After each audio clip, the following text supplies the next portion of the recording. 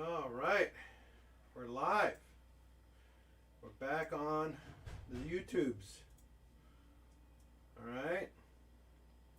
Hi everyone, PincheAls here, and we're live. We're going to build a VR6 today. Well, the bottom end of a VR6. So we want you to stay tuned and comment as we work, talk, make conversation. We're here to learn, everyone. We're not here to be a-holes and whatnot. So pretty much everything you see here is what is needed to build a bottom end. We got main bearings, rod bolts, thrust washers. We got crank or main cap hardware, piston rings, and we got rod bearings. So these are all necessary to build a bottom end. And this is not like what we call a complete bottom end. This is just to assemble a bottom end. This does not include all the other internals or external internal portions like chains and everything. This is so we can get pistons and rods and the crank all mounted securely and correctly on the engine.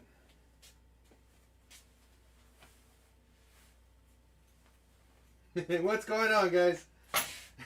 already hating, Tiny. Already hating, fool. I love it. Now, before we get started, I need to make sure you guys are okay with the audio. Is the audio clear? Is it raspy? I need help so I can dial in the audio for you guys.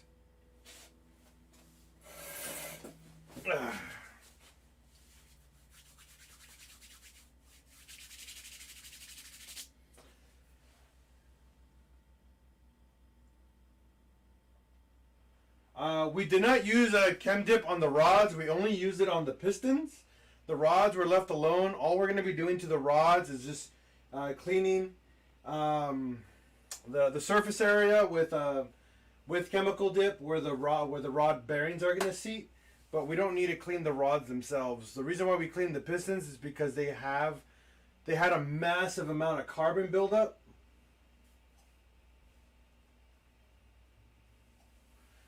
So we had to get rid of all the carbon buildup because it was super thick on these pistons. So we wanted to get those taken care of.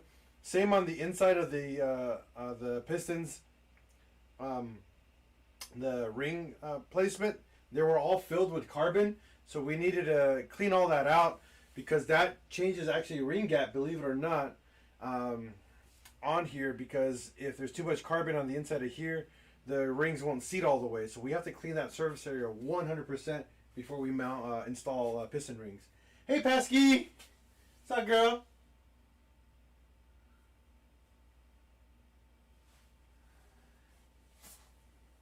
Happy Friday, everyone. Welcome to the live stream here.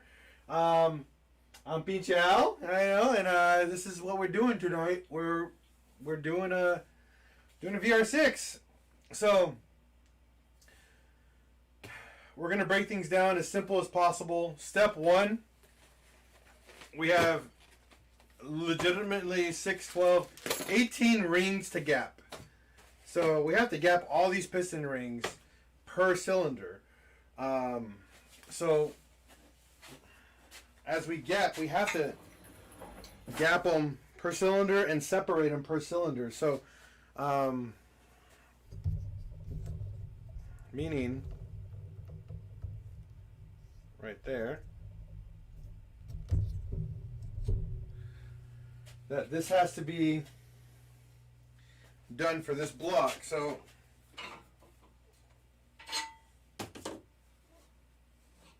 now we got to gap our rings to the block, and we have to gap them per cylinder. Every cylinder is different, so you want to entrust your gapping per cylinder, not just based off of one cylinder. Because sometimes on an engine block, even though you get it machined, one of these can be off by like 1,000th, and then if you gap it based off of, say, this one, which has a tighter tolerance than this one, this will cause right here premature ring failure, and this one, will be right. So we're going to gap all our piston rings per cylinder because, again, this is a pretty old block. This is a 20-year-old engine, so we have to make sure we can do everything correctly. That's a little bit better. Welcome, everybody. Welcome, welcome. So, it's Friday. Yo, yo. Let me drink hot. It might be hot. It's hello Friday. Get that for me, please. Thank you, babe. Wifey, as always, hooking up with the coffee. And snacks. And snacks. So, You need anything else? nope, that is it. Oh, water. Big old bottle of water. Before we start, we're going to start our prayer today with the Book of Bentley. Okay? So, I, PincheAls, okay, you say your name, solemnly swear to follow and learn from the Book of Bentley. The Book of Bentley is here and has proven multiple times the accuracy and factual information to repair, rebuild, and take care of my Volkswagen. Amen to the Book of Bentley.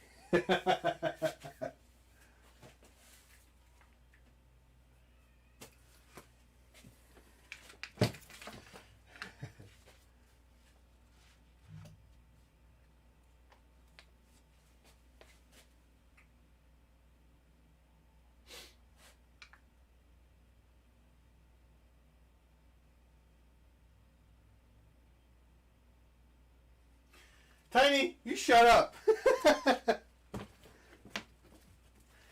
All right, so we gotta go find praise the Lord. That's correct. First, we gotta find our section where our piston rings are for gapping the piston rings, so we can get the actual information here.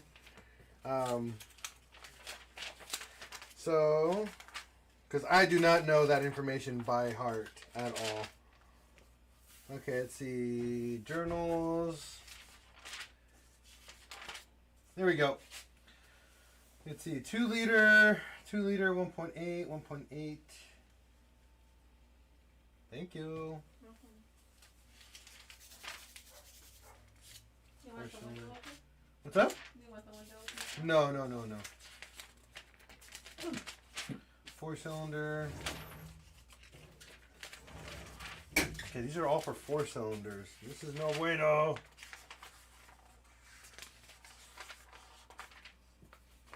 Where's the VR section here?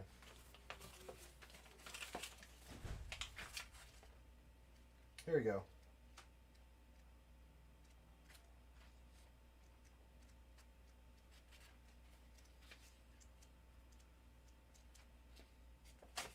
All right.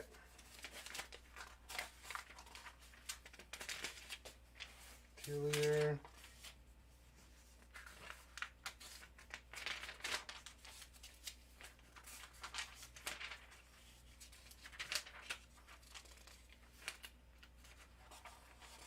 Sorry for the horrible prepping.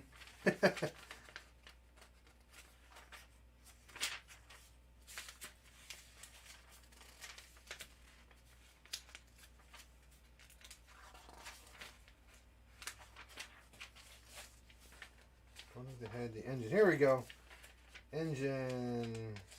All right. So, pretty much really quick. Cylinder 1, 2, 3, 4, 5, 6. Right here. This is cylinder 1. Number 2, number 3, 4, 5, and 6. This is how we're going to orient that. So, this is the front of the motor. This is the back of the engine. So, this is where the crank would go. Actually, no, hold on. Correction. This is the front of the engine. This is the back of the engine. So this is where the water pump sits. So this is actually where your accessory belt and everything. So I consider this the front, this the back, but it wants you to read this information based off of 1, 2, 3, 4, 5, 6, 7. 1, 2, 3, 4, 5, 6, 7. Okay, so it's actually upside down. So the engine is, okay, so this is, if I'm reading this correctly, 1, 2, 3, 4, 5, 6, 7. 1, 2, 3, 4, 5, 6.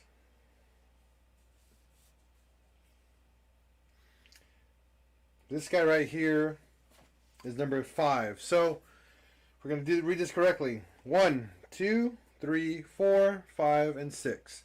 That's how it's read.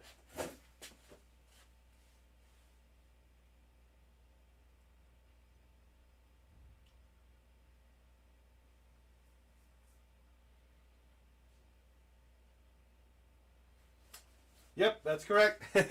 That's how I found out finally how they're numbered. So this is number 1, 2, 3, 4, 5, and 6. That's how it's labeled. So we're gonna have to mark those when we get to that point, because we laid out all our pistons from 1, 2, 3, 4, 5, and 6 as we pulled them out. We didn't change the order. And that's why you're here, Dub Invasion, to help me out. This is my first VR that I'm going to assemble. I know how to assemble them, but I got to make sure I'm all within specification, you know? I got to look up the ring gap really quick.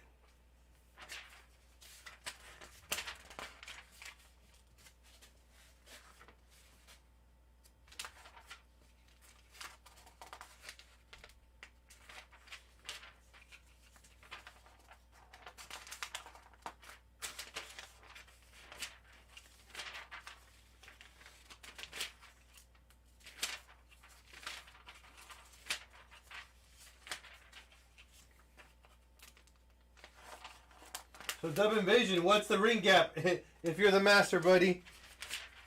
Because I can't find it right now for some reason. And then we're past that. Ay, ay, ay.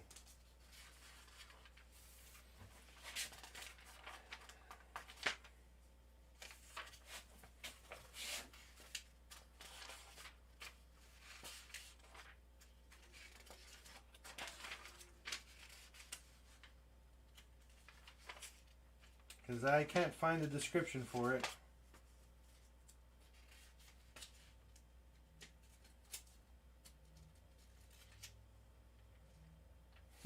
Oh, thanks, Dub Invasion. I gotta find the I gotta find it somewhere. Ay, ay, ay.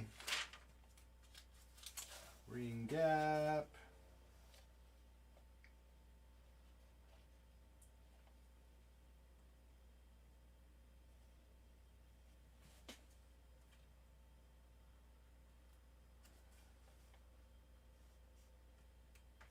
See, crank and cylinder block. Stupid.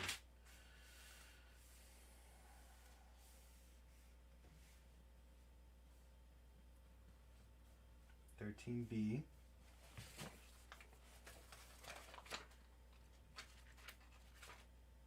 $13A.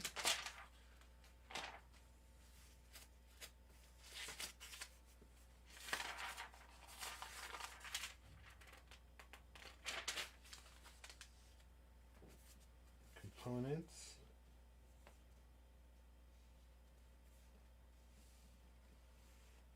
$13B9.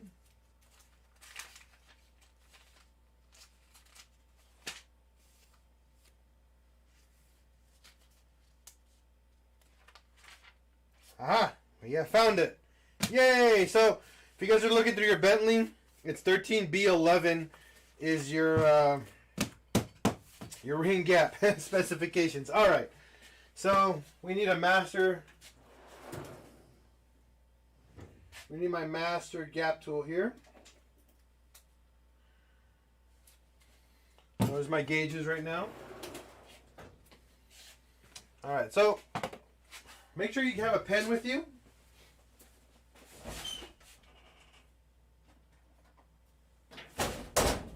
Why you do this? Because This is what's super important when you start opening these guys up,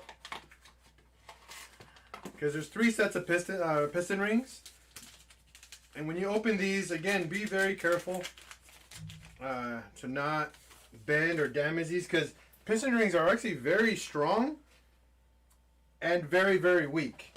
You can crack them super easily. I think I cracked like 4 of them just trying to remove the factory ones out.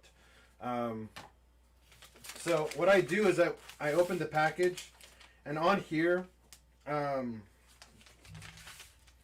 when I take them out, you're gonna have 3 sets of rings. You have your oil ring, your scraper, and then you have your compression ring. So on here, it will explain which piston ring is top and bottom. We'll grab piston number 6. So 1, 2, 3, 4, 5, 6, which is this guy right here. We're going to be using.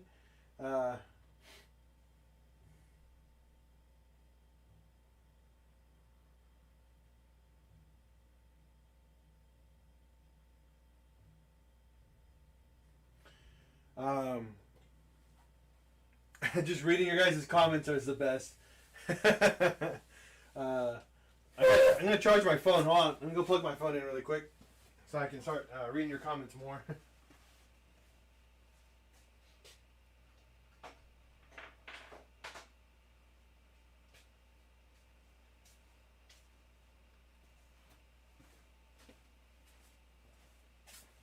All right.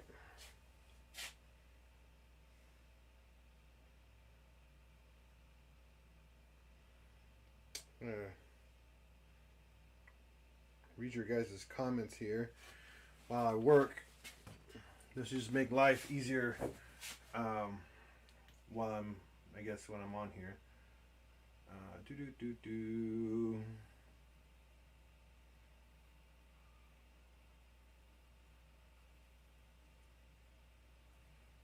There we go.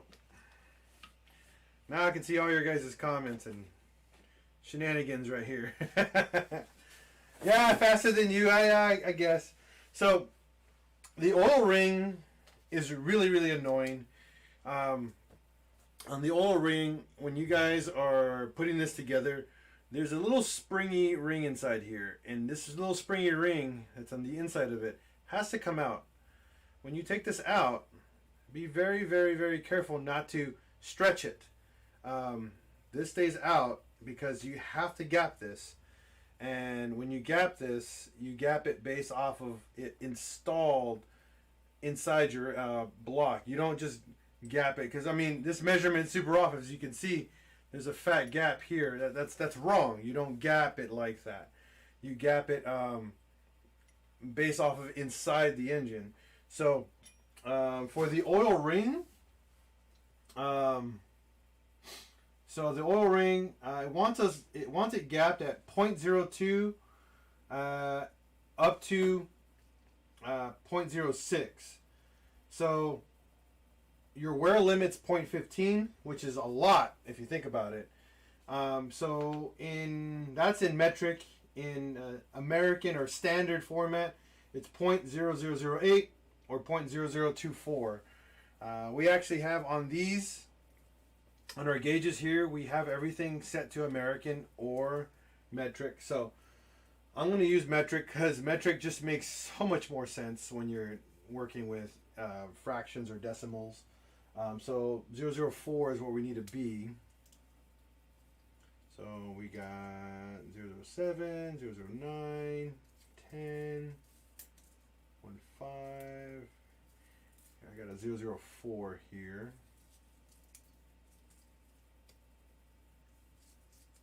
So, again, the gauge is, you're allowed to be within 004 to 009, and your tolerances and your gap. So when you gap something, make sure you're within that. If you're outside of that, that will cause a premature failure of your rings. Again, you are maxed out at 0.15 millimeters. That is the wear limit. So that is your wear limit. So we're within that. We have to be within that specification. So now we go over here to our block. We grab our piston ring right here. We bring it over to the block, to the cylinder that we're going to mount and put it in. Now, what we do is you slide it on. Okay. You're going to grab piston number 6 because this is what we're using. And we're going to use that to mount slide it to make it go down evenly. You don't want your ring to go down all sideways because then your measurement will be very inaccurate.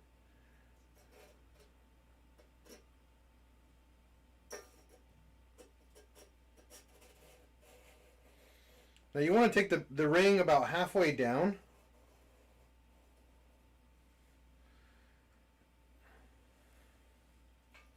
Bring your piston back up. Now grab your gauge and mic it.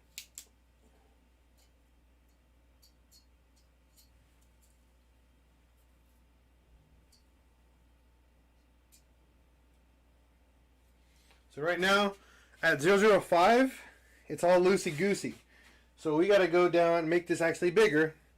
As long as we don't go past our 08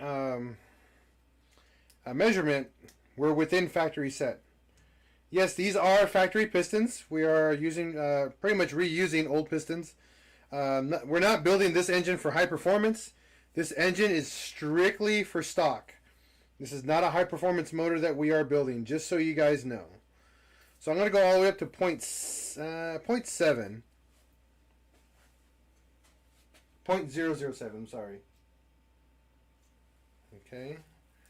Go to 0.008.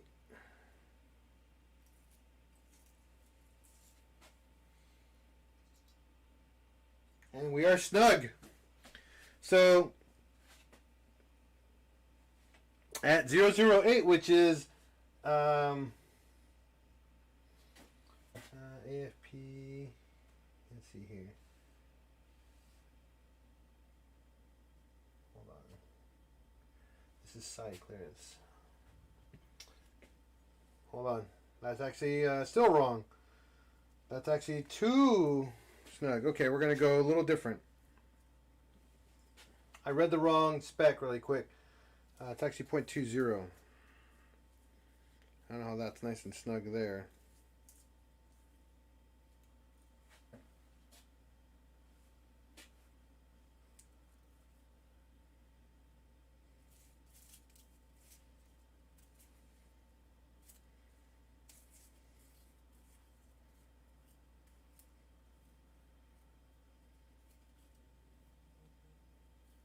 Let's see here.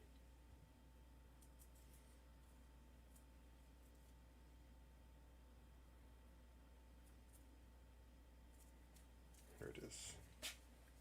0.20 to 0.40. Okay, so we're actually still within specification. So we're good. So it's actually 0.20 to 0.40 is actually our spec here. And out of the box, the oil compression ring is actually good. So I'm not going to argue that. It's actually at 0.20. Let's see here. So 0.20 in millimeters and 0.0079 in inches.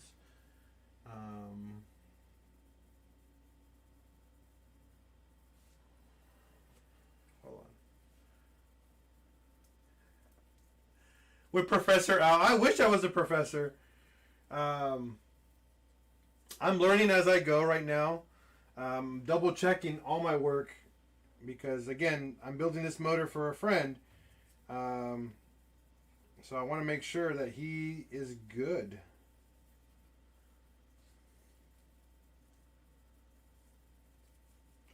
I got to make sure we're all within this. So entire millimeter.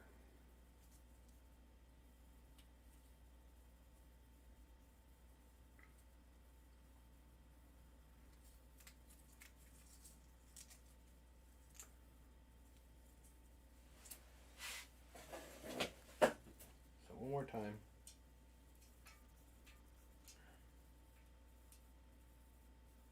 Okay. So we're good.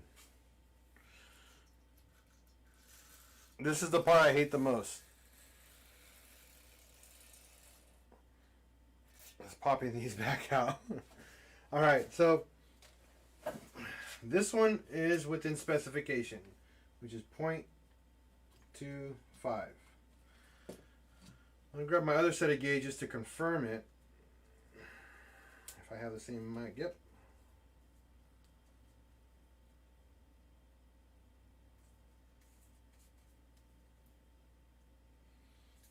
Cool.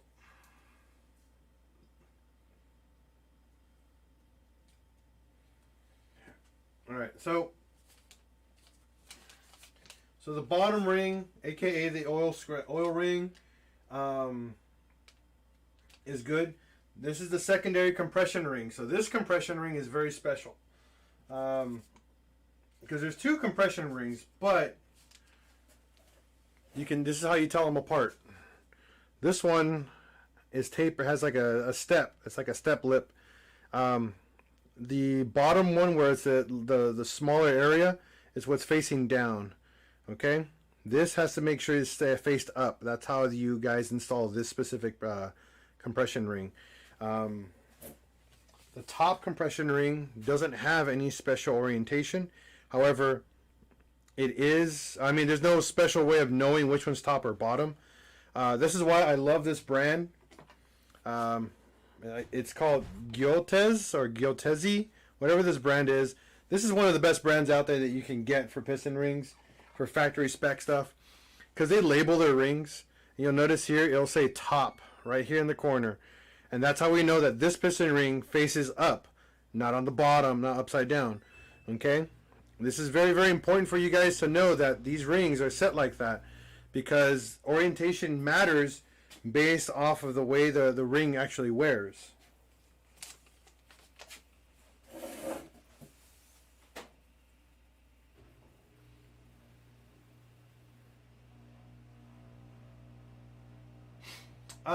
Bigger gap. Whenever you make compression rings, or I mean piston rings, bigger gap, it means you're actually going to get your engine's running hotter, aka like you're going to start running boost. Usually, gapping them more is for running high boost applications, because okay, Getz, thank you, Sam W, thank you. Finally, someone corrected me how to do that. Okay, so Getz, this is one of the best brands you can get. So going to a bigger gap, gapping the rings more, is strictly for high horsepower applications. When we are going with stop applications, you don't need to do that. Stick with your factory specs, plain and simple. Bigger gap. What happens is, if you guys understand, you know, the metals, they expand under heat. So if you gap the ring more, your piston will move up and down more freely. So the concept is more gap, the better you have, the better the compression, and then the less friction you're going to allow inside that cylinder wall. If not, you're going to end up damaging the cylinder walls sooner rather than later. The downside is that you have to warm up the engine because you're going to have a little bit more blow-by. You're not going to burn oil. You're just going to have more blow-by going past the cylinder rings, which, you know, at startup it's going to be really smoky, but once the car warms up really nice and hot, it won't do that anymore.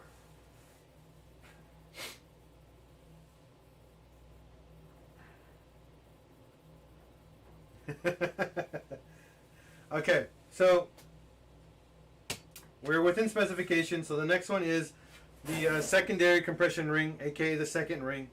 We're going to make our way down. Now, unfortunately, this is going to take long. So for you guys here for the long haul, please understand this is going to take a while. You know, I am not going to rush any of this. So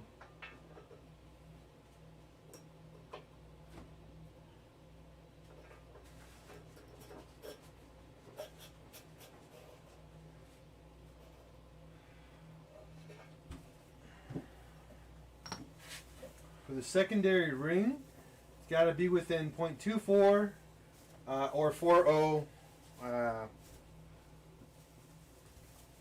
So we got to go a little bit on the smaller side. I already got it out anyways. And see what, as long as we're within specification. Go down here.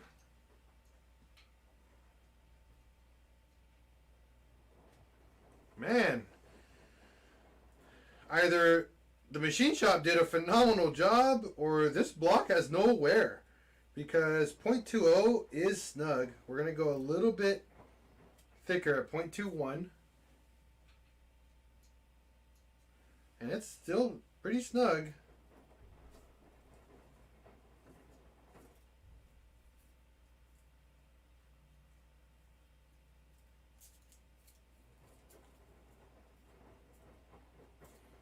.23. Yep. So we're at 0.23 gap on your secondary ring. So meaning within specification. So that's awesome. Yes, this is the Gabe. This is the Patreon VR6. We got two of them actually. This is the stock one we're building, and then we're building a high compression motor right after this. And the reason why we're doing a live event, for all you guys watching who are not Patreon members, you guys got to give thanks to the Patreon guys, because they approved us doing the live session for everyone. So thank you, Patreon members, for allowing that to happen. So now we're doing the top ring, okay? Top ring, same thing.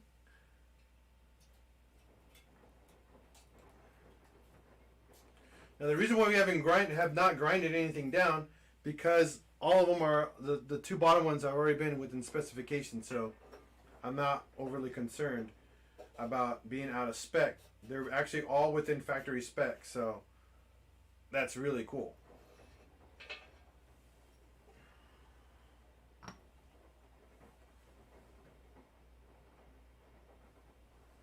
All right.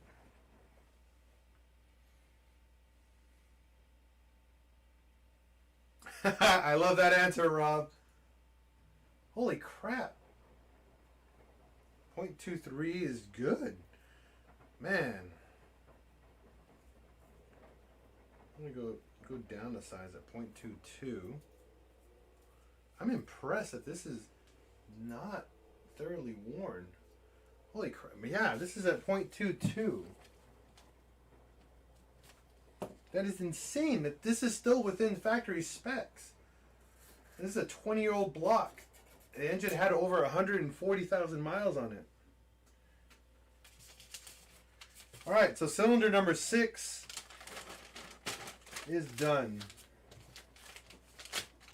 You just put a big old 6 on it and put it right on the piston. So that one's done. So we're going to repeat that process a few more times, and then we're going to actually install the crank, because I want to do the crank next. So we're going to do 2 more. So we'll do the top row of 3 cylinders. So this will be 6, 5, 4, 3, 2, 1. So 6, 4, and 3. No, 4. So this is 6, 4, and 2. Right? Yeah. 6, 4, and 2. These are the 3 we're going to do right now.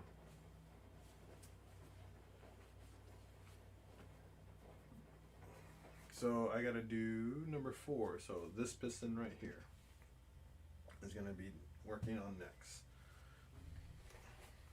Now, the reason why, again, I get the brand Getz is because out of all the years I've ever built 1.8Ts, I've only had to actually grind down two actual piston rings in my lifetime. And that's like building like about 15 blocks already, like complete blocks from the ground up. And I've only had, again, 2 of these actually require a little bit of grinding. It's very, very rare. What's it called? Ian's Mark IV, the 1.8T that I built for him, I only had to grind 2 piston rings, which is insane. for his build, because we were all within specifications.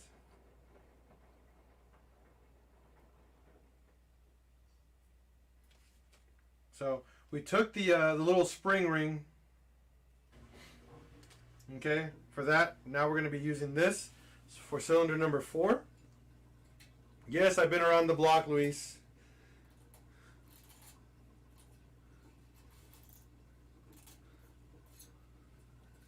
And I don't charge. I'm one of those very low budget, very low budget and car friendly gigolos.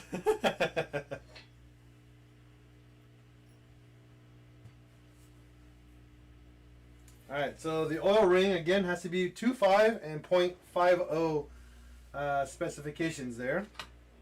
So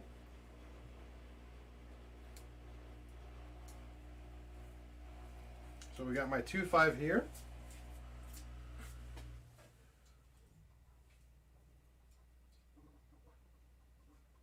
Okay, that's not good. That's really snug. So 0.25 is way too tight. So you guys are in luck. We get to grind down a piston ring.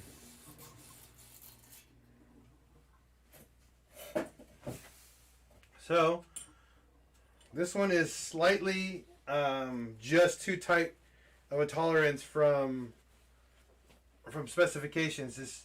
And the stock spec is 0.25. And they want us to be within 2.550. So we got to make sure we're within that. So we're gonna have to do a little bit of grinding. So this is a piston grinding wheel, piston ring grinding tool. Really cool. Just has a grind wheel right there, and you grab it and you turn it pretty much to grind. That's it. That's the gist of it. There's nothing fancy about it.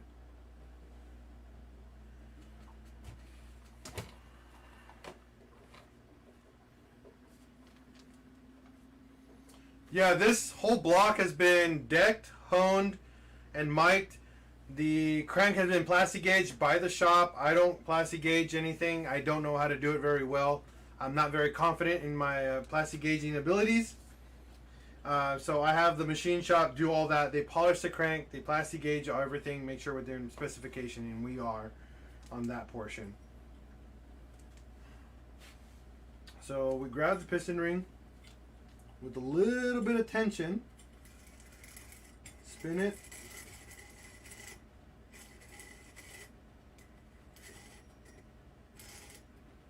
and grind down that ring just a tad. Again, you can't do a lot. You can't grind them down a lot because it's minimal to what it is required for it to gap it. I mean, it's very, very little.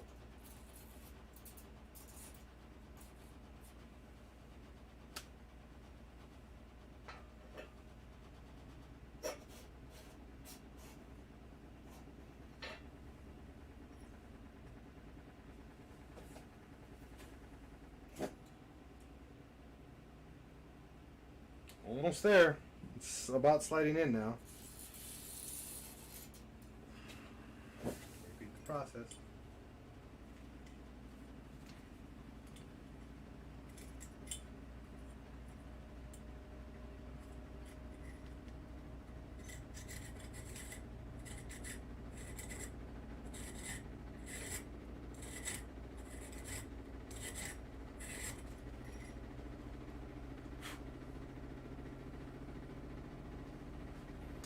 Yeah, it's a little bit of it is a diamond blade, because you can't really sand these like with the normal sander. It'll take forever. They're super high carbon like material, so they'll take forever to grind them down with a normal wheel.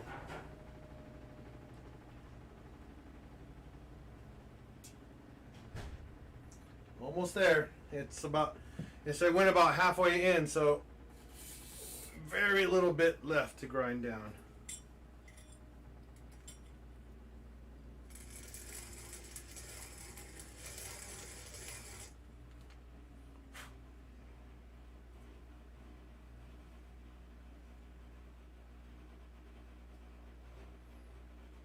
Yeah, pushing the piston down, because you want the ring about halfway down the cylinder itself. You don't want it, how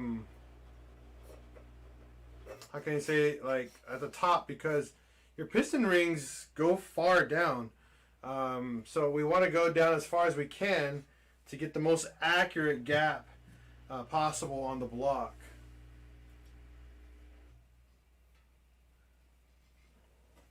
Almost there. I'm telling you, man. This is only downside of gapping piston rings is these things are time consuming.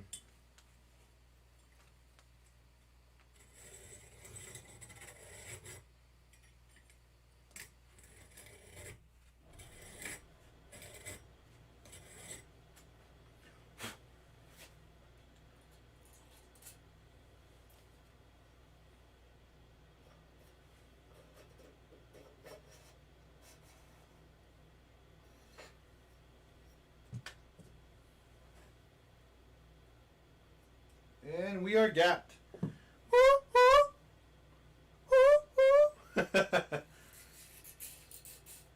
And we are within specification now. Yeah, buddy. So that's at 0.25, which is perfect for the compression, for the oil compression ring. Thanks, Paskey. I appreciate that. So now we're on the second compression ring. Remember, this is the special one. This is the one that's different from the top compression ring that has the 2 layers. It's kind of like a step. All right?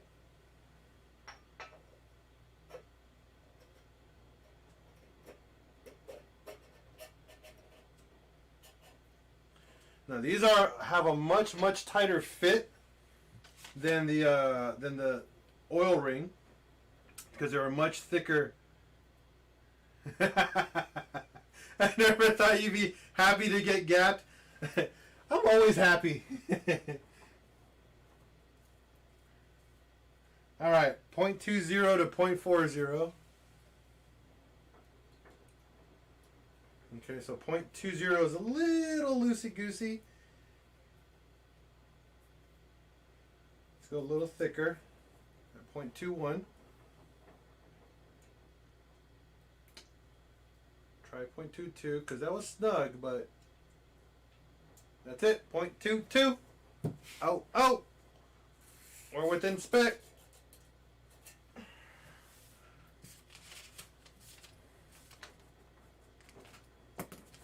Last ring on here.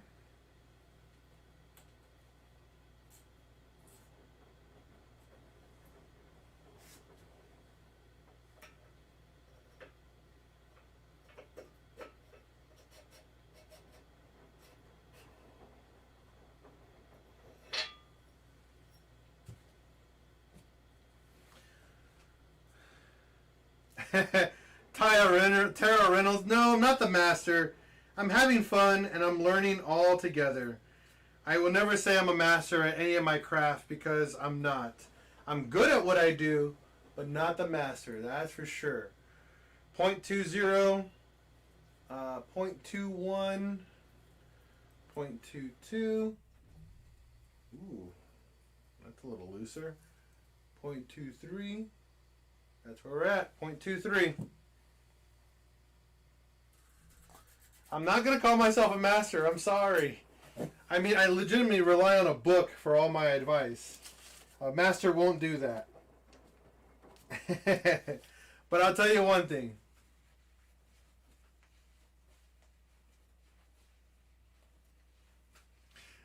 Thanks, Rob.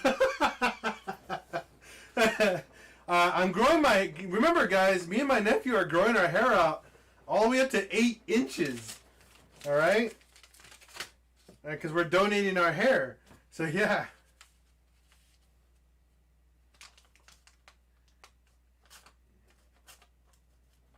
So I'm going to look goofy for all the way up until summer. Even though I permanently look goofy in general, I'm just going to be looking way more goofy.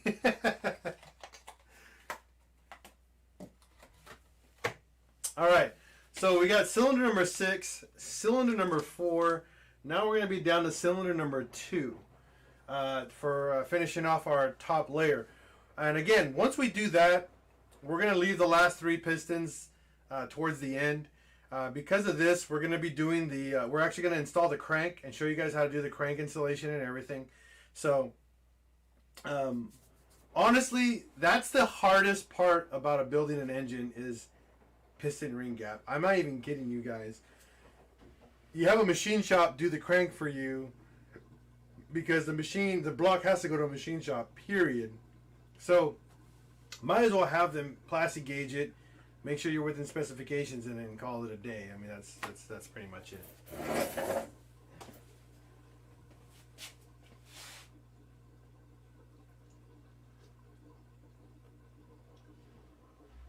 I got my cup of coffee and some ice cold water.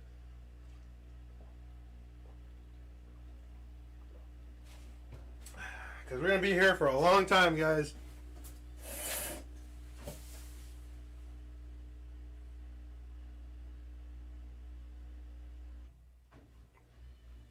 Oh, that'd be cool.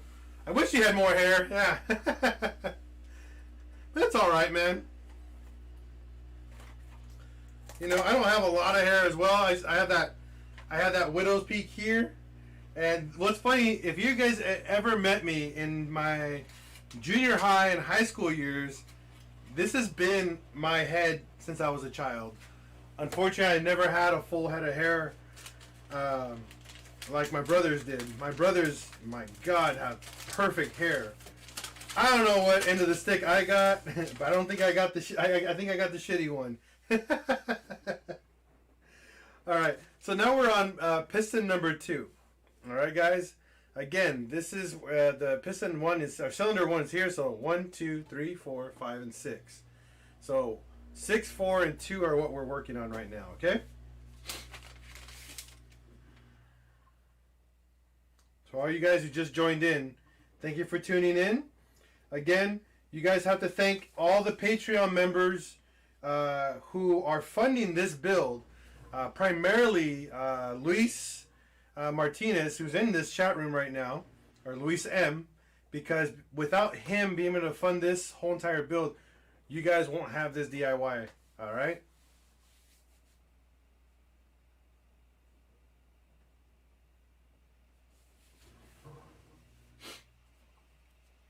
So please give them a big thank you, and Luis a big thank you and a hug and kiss, because you funded this build, buddy. And we're going to break in your motor, and then we're going to give it to you. And at no charge, because, well, it's to help everybody out. So here we go. Now, whether or not you're going to give me money is a whole other story. I'm not asking for anything. Alright, here we go. Oil ring going down.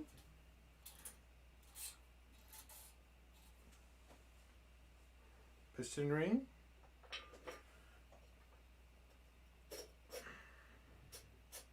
I mean, piston.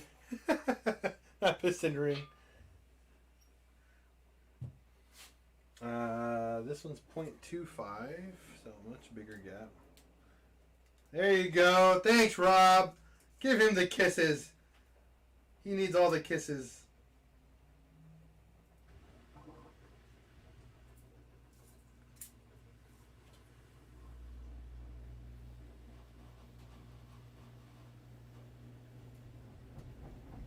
So another oil ring not gapped enough. So we put it back on our machine here, or not machine, but grinder.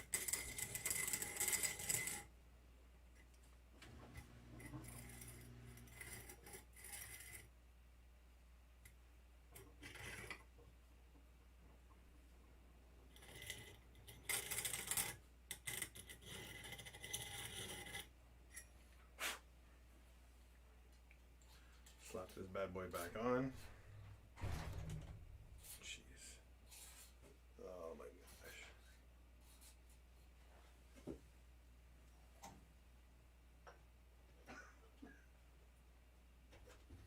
I don't know what this shirt's about. My friend gave it to me, and I just use it to work on cars. So I don't know what it's about, honestly. It's a car shirt. That's all I call it. I don't know the actual meaning behind it.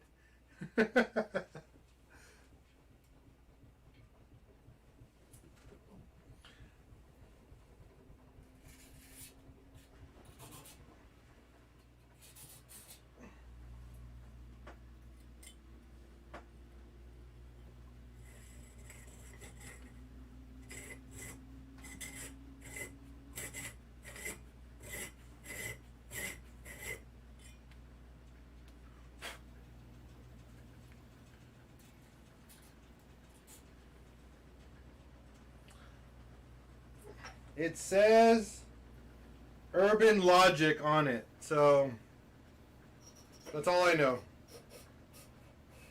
One of my friends at work, he got a bunch of them. I guess one of his friends is like starting up a company, and he asked me if I can wear it. I'm like, sure. I mean, as long as he doesn't mind me getting it covered in oil, I'll wear it. You know? But it says Urban Logic on there.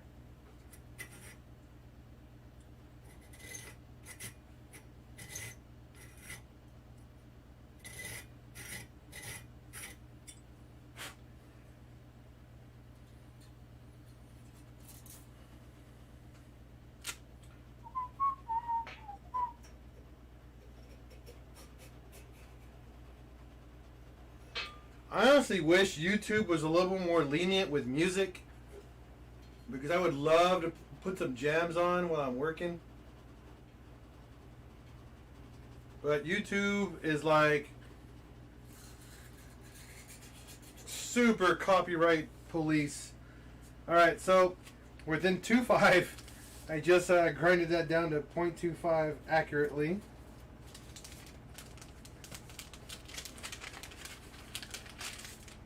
Next one.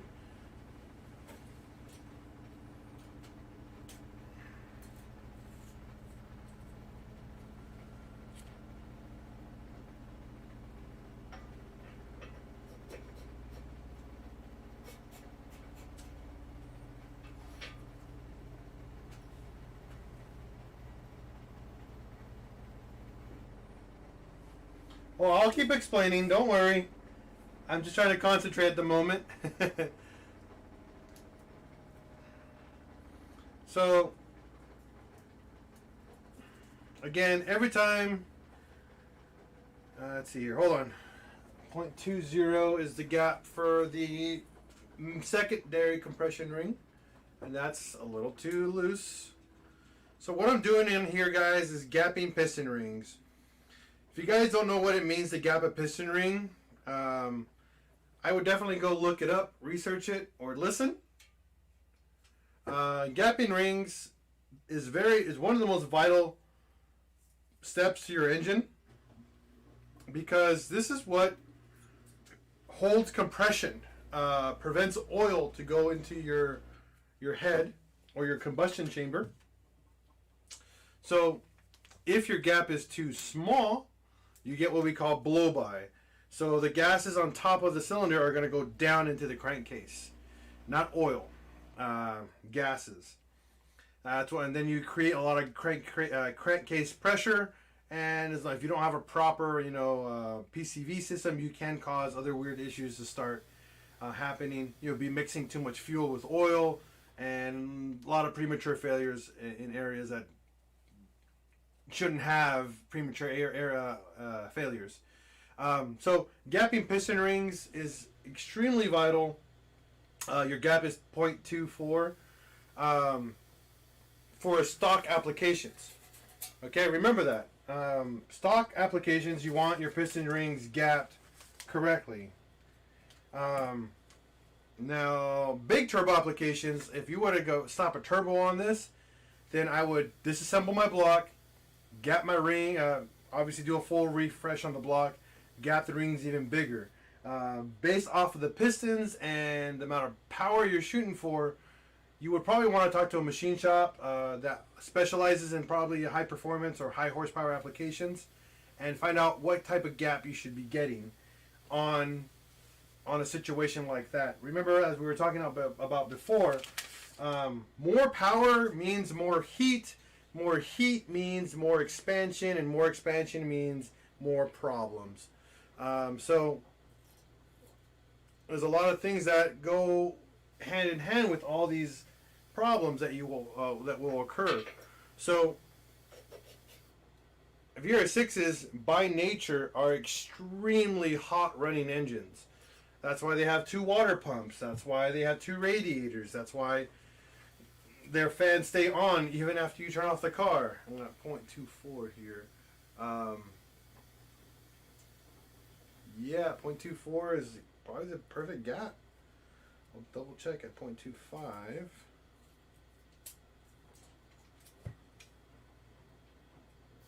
Yeah, 0.24. 0.25 is way too big.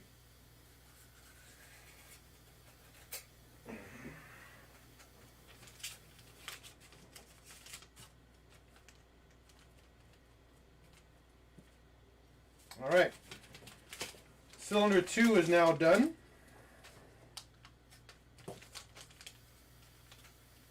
All right.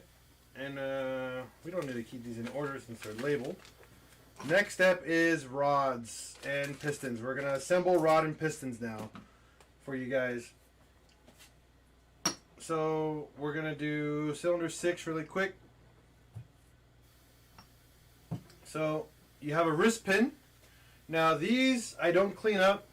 All I do is I soak them in oil, make sure they're rust free and debris free. But I do not clean up these wrist pins because I don't like causing any type of weird wear to them.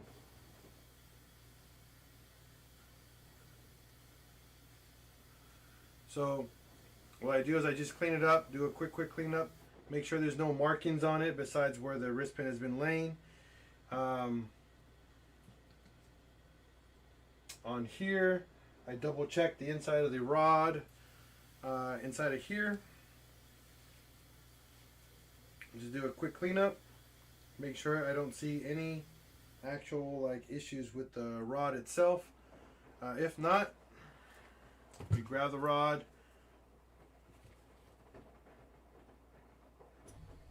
put a little bit of assembly lube on the inside of the rod right here.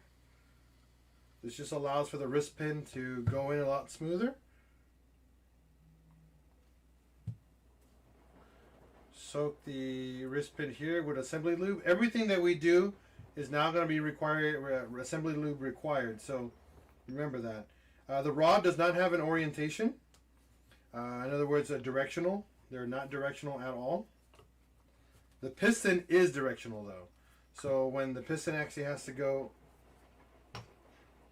back into the block, they do go a very specific direction.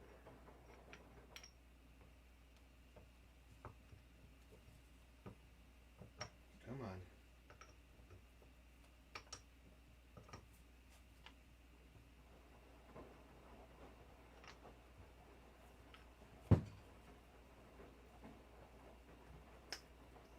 There we go.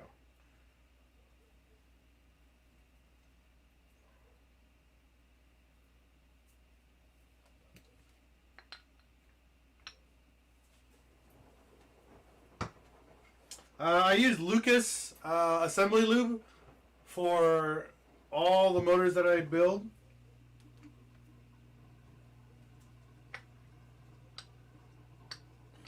Yep. Definitely use Kirkland. Freaking Rob. What's up, bangin'?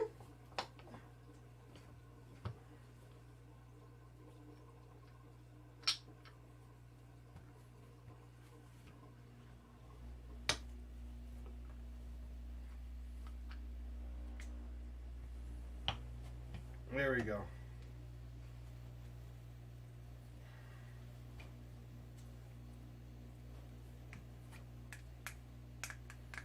So I want to make sure this moves really nice and freely.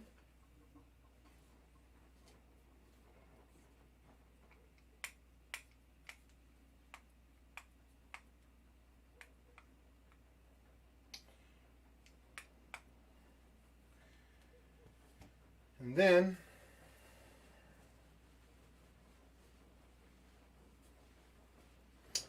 let me guess, Bangin', is it leaking? Is it coolant leak? Because those water pumps fail all the time on those cars. It's actually a common problem.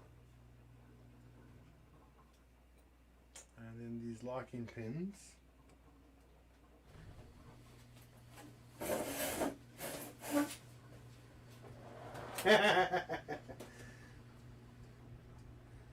Yeah, not surprised.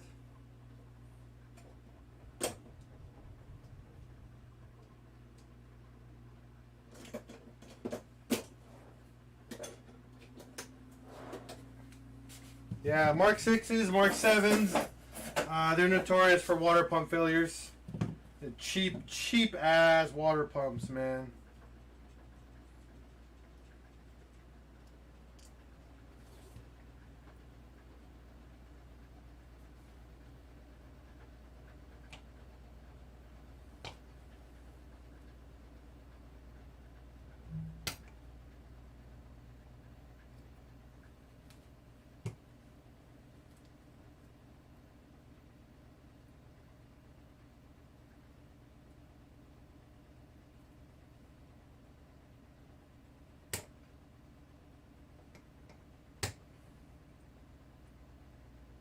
This is the part I hate the most out of all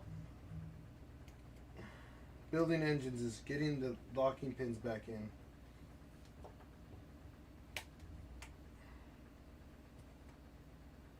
They never like to go back in nicely.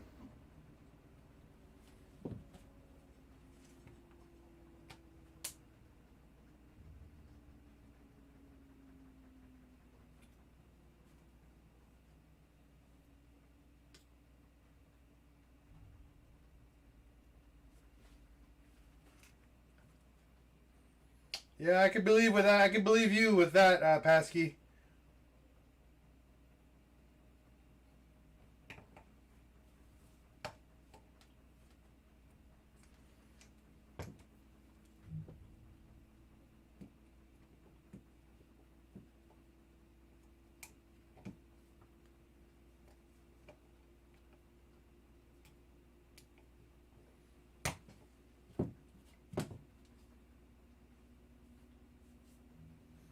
If you want to do a TDI swap, you want to do an ALH 1.9 liter out of a 2001 ALH. You don't want to get anything else than that if you're going to do a TDI swap. You want something to last you a lifetime and last throughout the end of a nuclear war. That's what you want. You want a 1.9 TDI.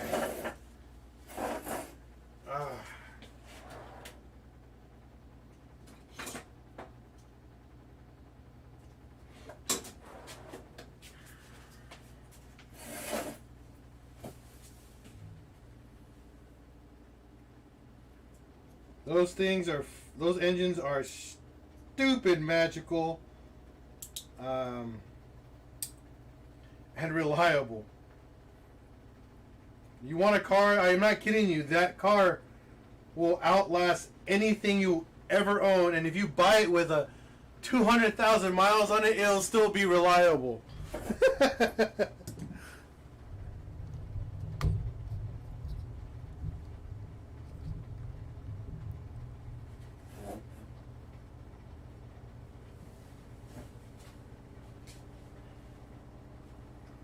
There you go.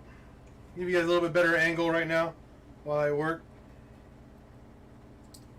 So this part, again, is the most annoying part of your build, is getting these stupid little metal rings back in. Well, they're not stupid, but they're super important. That's what keeps the piston in place.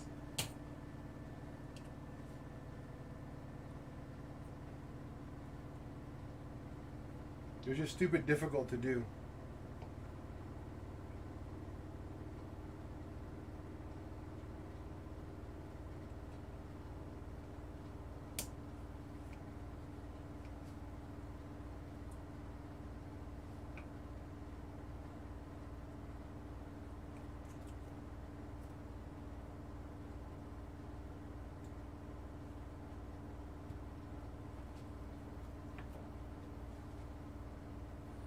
Just so you guys know, 1.9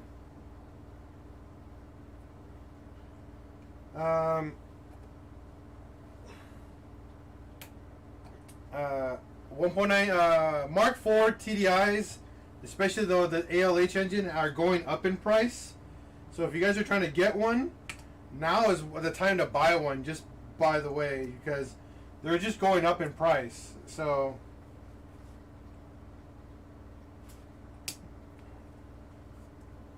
the more and more you guys wait to get one, the more expensive they're going to be.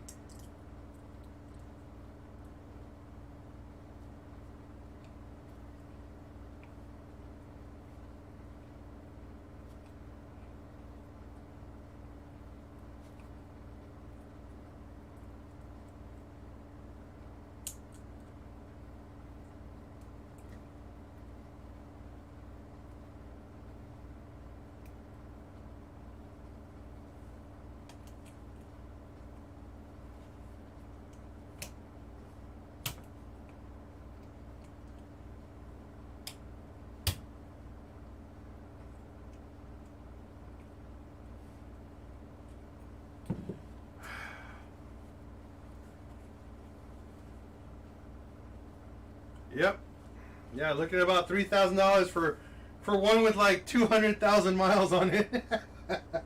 for a $400 car.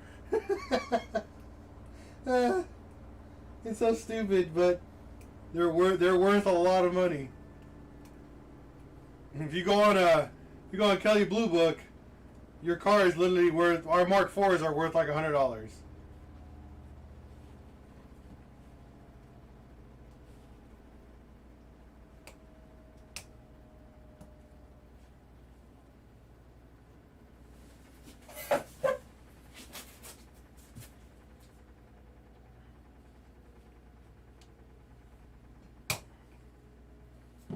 That's why pretty much now any insurance company that ever has to, if you ever get in a car accident in your Mark IV, they're just going to total your car, period. They're not going to do anything else for you.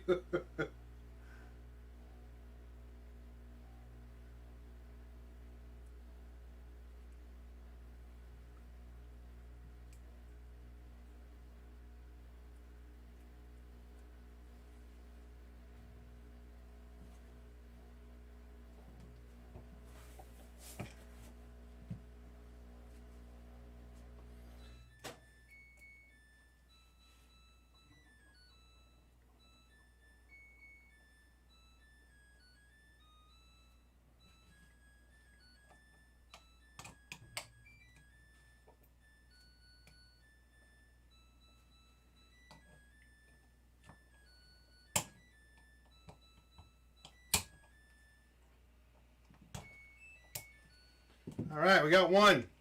Yay! Yes, the wash is done.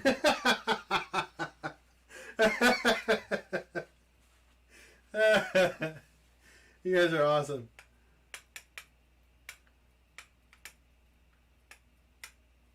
All right. So we just finished cylinder number 6. And we're going to take off the old rod bolts here.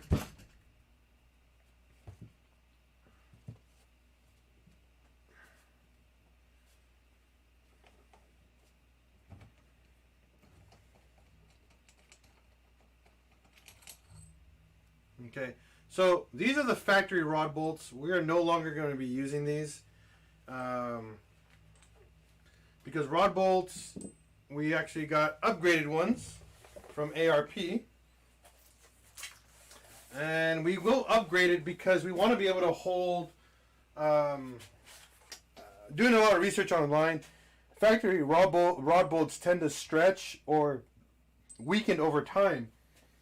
So aftermarket ones tend to hold the rod better and they don't age. ARP makes amazing rod bolts. Actually, hardware in general. So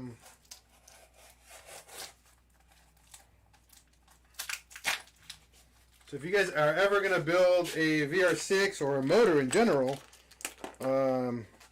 always stick with ARP. ARP makes some good stuff. So what we're going to do before we assemble anything, we'll make sure everything threads in nicely from the here. We're not torquing anything down.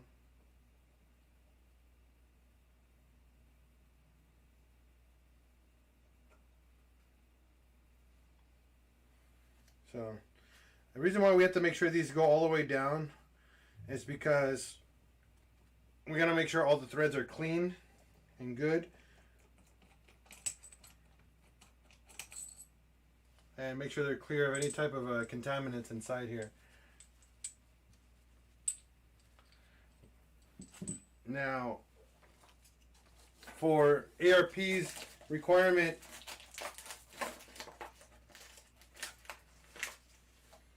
they do require their hardware to use their special like grease here, and for assembly, these guys right here. It's a special assembly lube that they require for all their hardware. So we always thread them in nicely.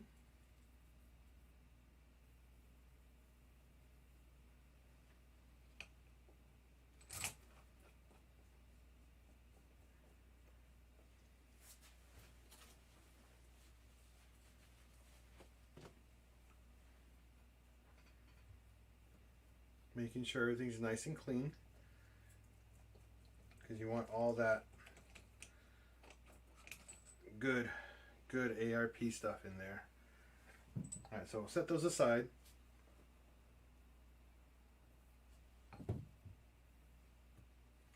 Now next step here is installing rod bearings. I'm going to grab clean rag, and your rod bearing location has to be nice and clean, just like that. And then we get our new rod bearings right here.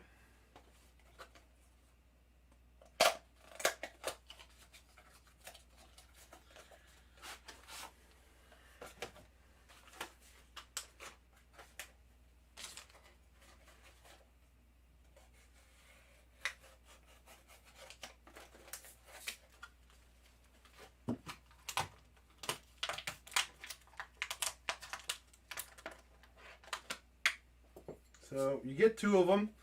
Now on all your rods there's a little notch. Your rod bearing's got to line up with that little notch.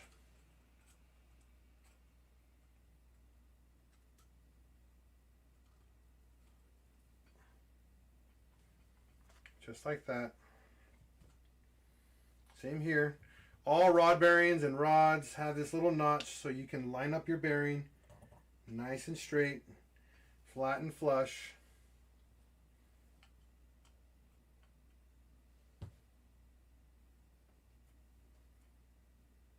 Nice and purty.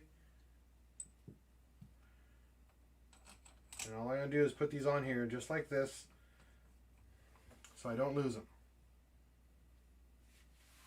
It is like Christmas. So that's one complete piston and rod here.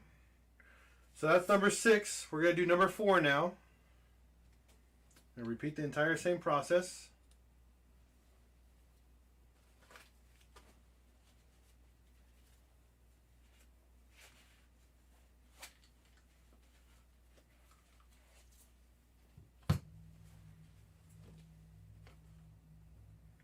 Make sure we have a nice clean assembly.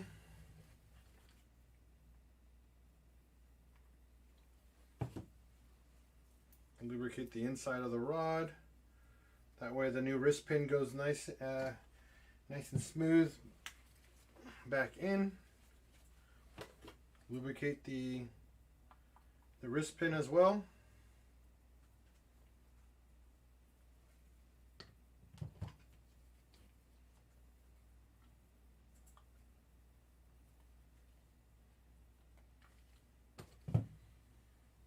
Now we're going to put the wrist pin in first. Start it.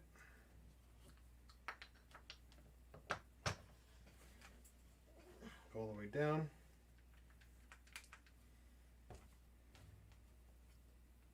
Get it all flat.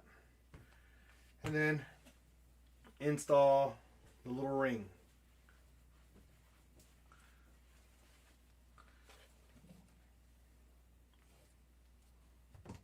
This part is the annoying part. That's got to be done.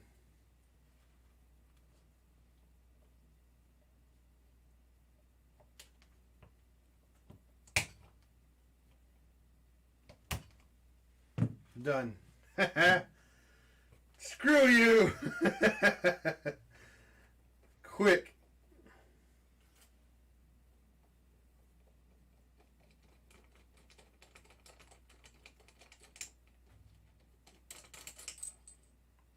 Correct. They don't need to be cylinder paired anymore because the cylinders have been honed. But they do have to be the rod and piston are paired together. That's correct.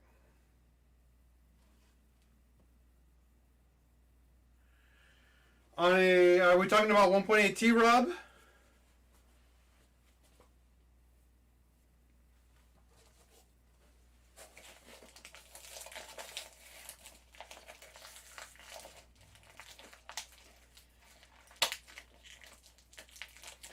So 19 to 20 millimeter wrist pins.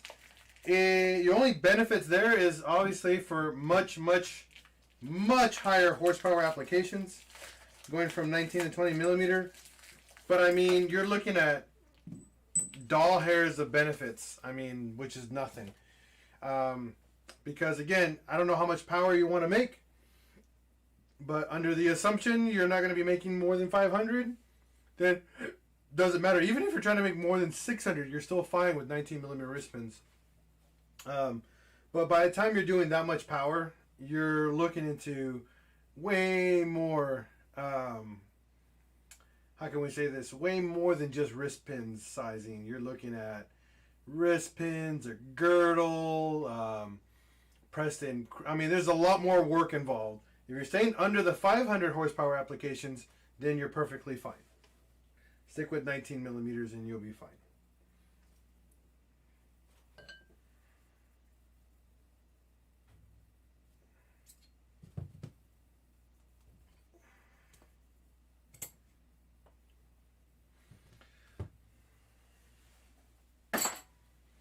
Now, one thing you guys always have to understand is that rod bearings and rod bearings and main bearings have to go on dry. The only part that requires lubrication is the mating surface of the bearing to the crank. Do not add assembly lube to the rod bearing, the rods at all. They do not require it and they don't need to have it.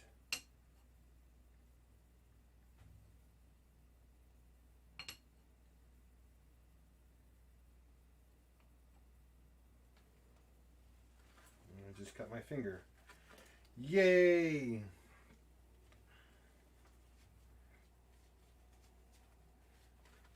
I call my wife.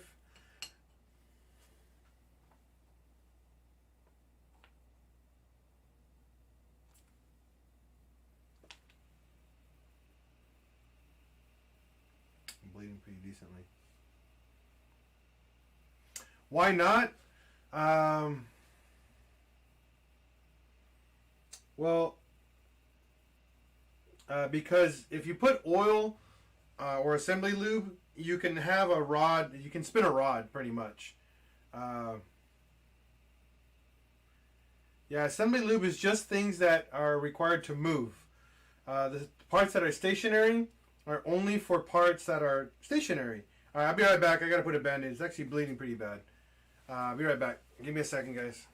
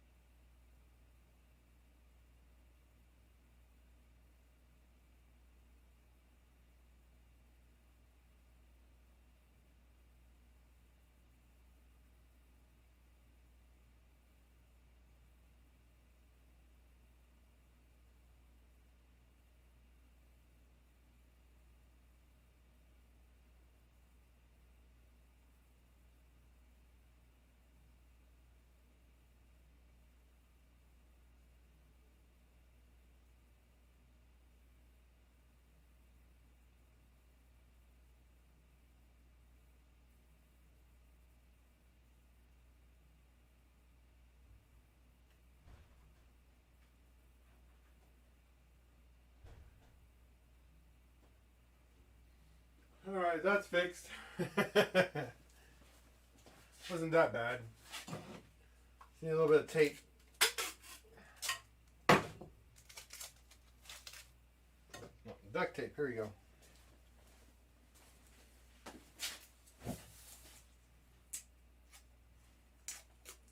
Hold on. 'Cause I'm trying to prevent the Band-Aid from coming off while I'm working, so a little bit of duct tape goes a long way. There we go.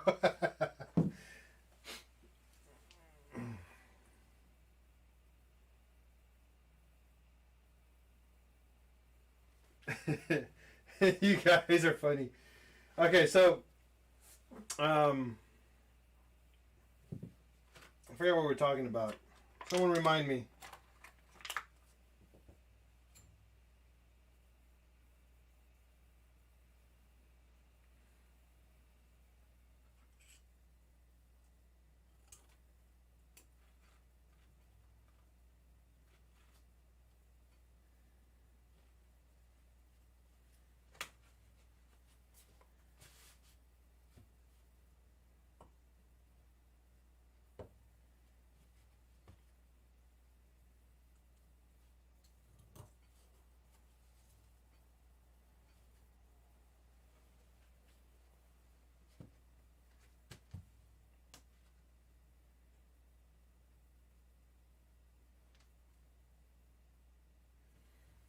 Alright, so now we got that.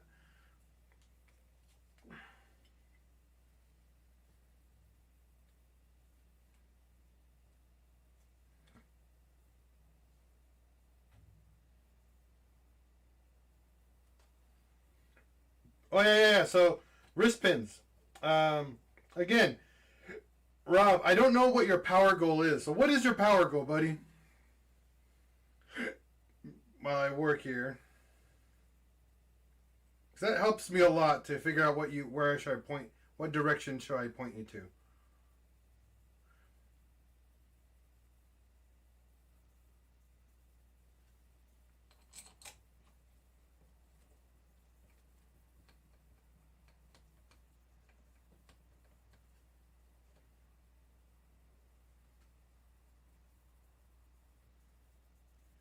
Okay, 500. Okay, so for your 500 horsepower goal, you don't need 20 mil wrist pins. Just stick with your 19s.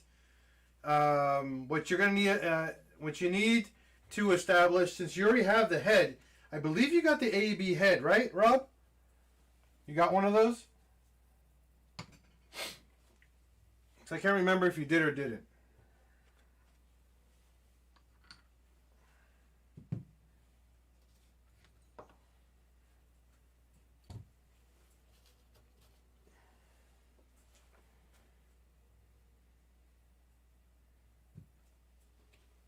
Okay, so you got the head. So pretty much your head is already perfect for above 400 horsepower. So the next goal, pretty much from there, is you need a full valve train. So you're going to need to go, you're going to need springs, retainers, and valves for your whole entire valve train. You can't just do just valves now, because once you go past the 400, 450 horsepower, your engine's going to be turning really fast. So you need to upgrade your valve train to all the other goodies that you're going to need. So you're going to have to factor that in. So yeah, do an entire SuperTech valve train, not just SuperTech valves. So you're going to need that. The head's already going to be perfect for flow, so you're not going to need to touch the head at all, besides for the valve setup that you're going to need. Let's see what else you're going to need. So on top of the heads, on the block, pretty much rods. You can stick with factory pistons. Believe it or not, factory pistons are good up to 500 ponies. Beyond that, then you're going to need to go to Wesco pistons or JE pistons. For that, if you're going to want to go, like I said, go 500, but you can make more. Then you're gonna definitely have to go over and get new pistons for sure.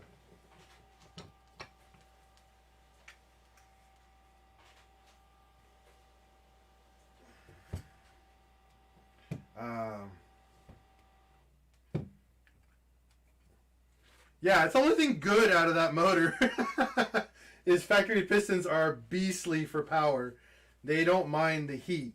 They are forged pistons, so they're really, really good for up to 500 big ones.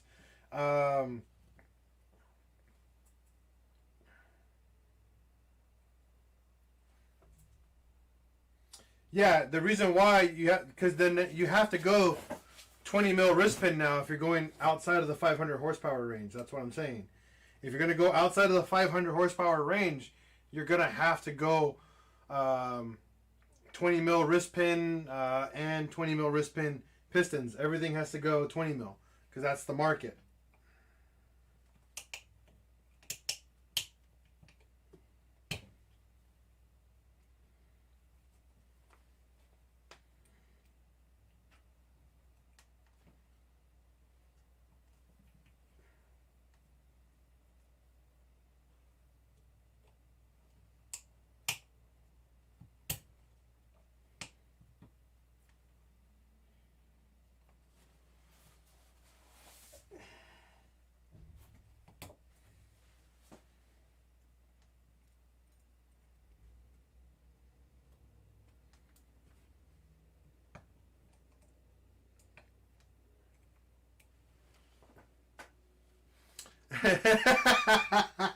What's the horse? Zero at the moment. This is a factory motor. We're not going for high horsepower. We're not going for high. This is a factory built. This is a AAA 12 valve VR6. 160, 180 horsepower, I believe, is what these engines made from the factory. I think 160. I think this is what these 12 valves VR6s made from the factory.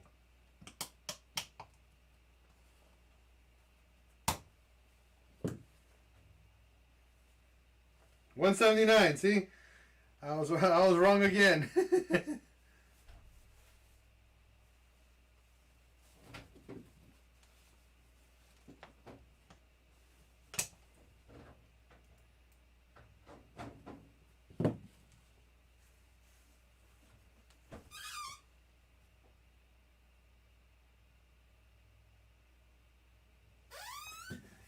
Yes, Pasky. You know what's funny? I thought about that earlier too. I just didn't think about it doing it. This.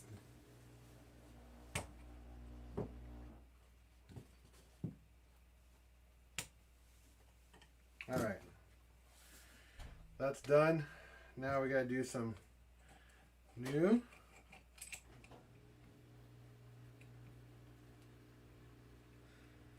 Yeah, 2.0s are like 100.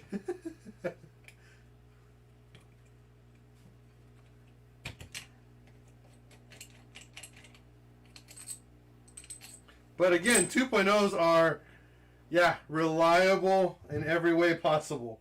It's freaking little tanks, man.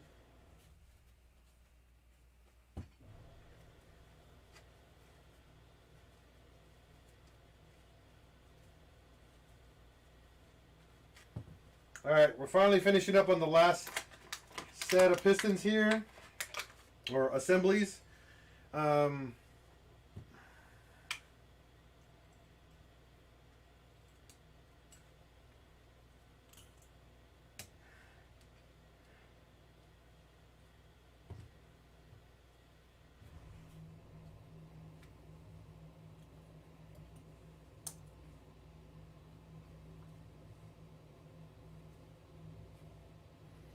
Now, just to give you that heads up, the rod cap is oriented. There is a specific way the rod cap does have to go. There is a lining, there's a way to line them up. And here you go. You'll see here, hopefully you guys can see that. The rod cap, there's two little notches here that match each other. That's how you know they go together just like that. See that? This is how they know that this rod goes like this.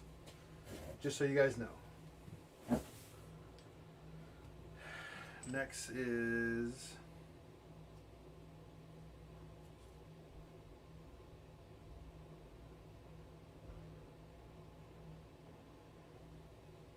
this here.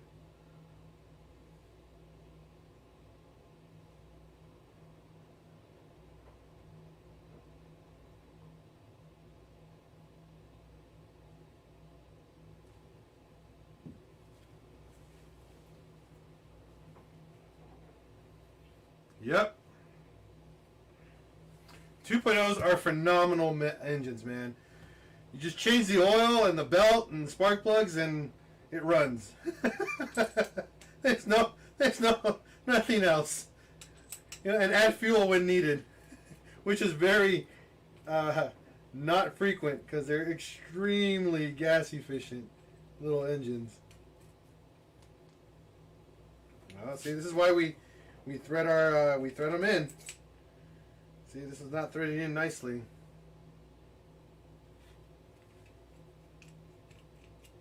See what's going on here.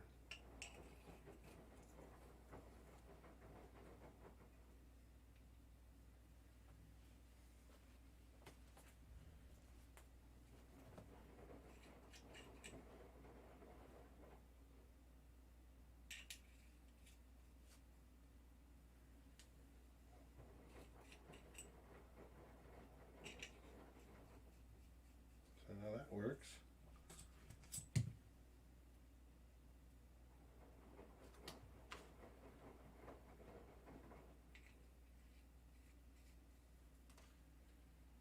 Something's grabbing onto this. Huh. Turbo? That's kind of a hard one, Rob. I mean, a GT35 Garrett is always a good choice. Depends on your budget, though. Your budget makes a ton of difference on which turbo you get to buy.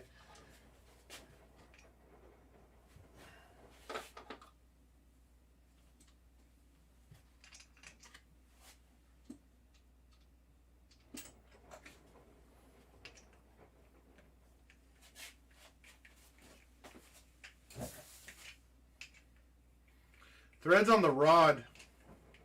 I tried another bolt and it had the same issue. So what I'm doing is I'm going to thread it through, thread it back by hand. I'm not using a ratchet, as you guys can see. No ratchet. I don't want to damage any threads here, especially on such a vital component on the engine. What's going on, Mackie?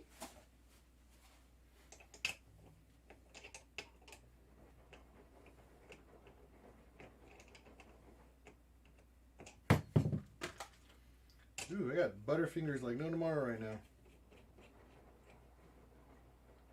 It's not cross-threaded. I think this has got debris in it. That's what's giving you the issue. Because it's going in nicely. It's going in like there's something there.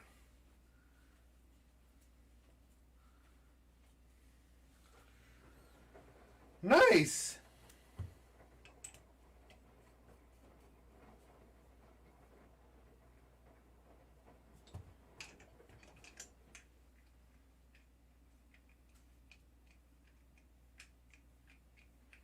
And see, I can turn it now. I'm not even forcing it. So I know.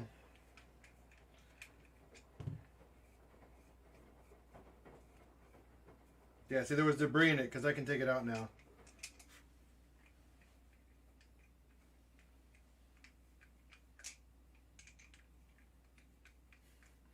Hell yeah, Shane. You gotta keep in mind, I've never had a work area. I've always had a driveway. This is actually my first year with an actual like little garage. So I'm excited for you. You know? You know, I agree. I do need some thread chasers.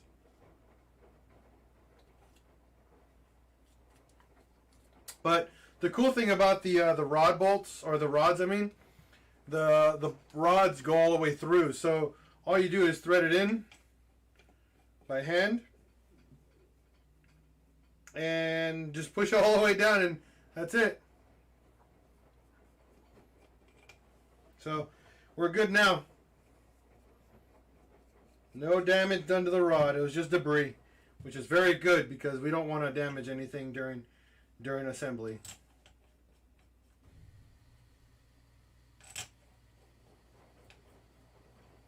So I'm happy.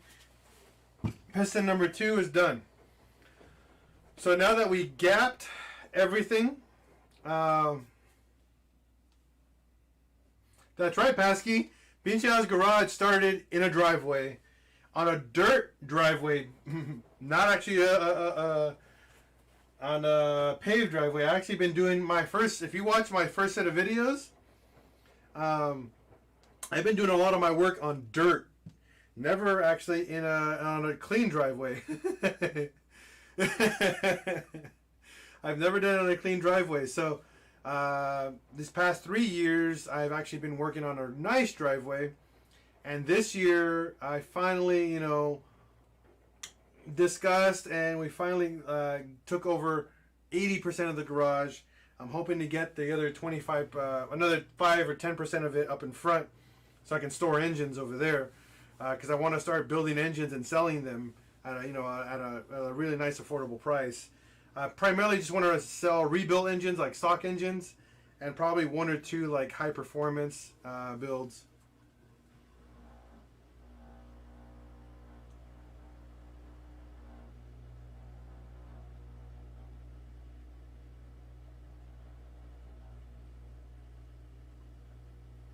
Yeah, Zach, what you want to do is put the wrist pin in the freezer. Put your wrist pin in the freezer and get it as cold as possible. All right, Zach? And what you do is make sure that the rod and the pistons sitting outside at room temperature. And then freeze the wrist pin. The wrist pin will shrink just enough so you can just slide everything in. That's a cool little trick that I learned a long time ago. All right, Zach? Hopefully that works.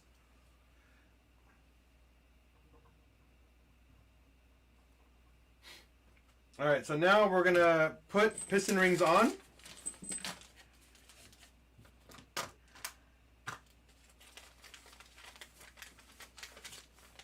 All right, Zach, I'll check them out later.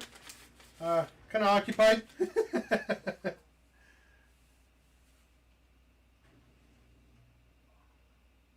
Don't use liquid nitrogen. I think that's going a little too far, but just put it in the freezer. You'll be okay. Alright, so now we're going to be putting our piston rings on. I always do oil, middle, and then top. That's the orientation that I do them in.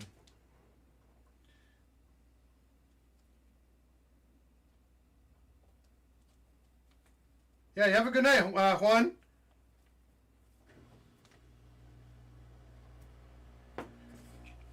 So I put the bottom one, I put this little springy one first, because this one stretches, but you don't want it to stretch too much,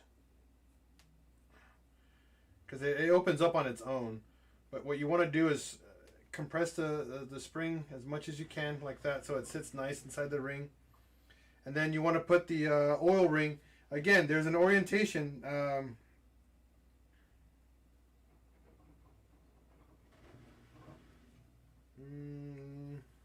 Right here.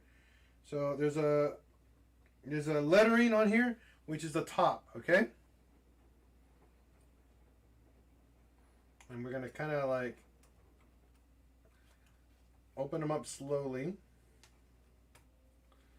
and then kind of like scooch them down.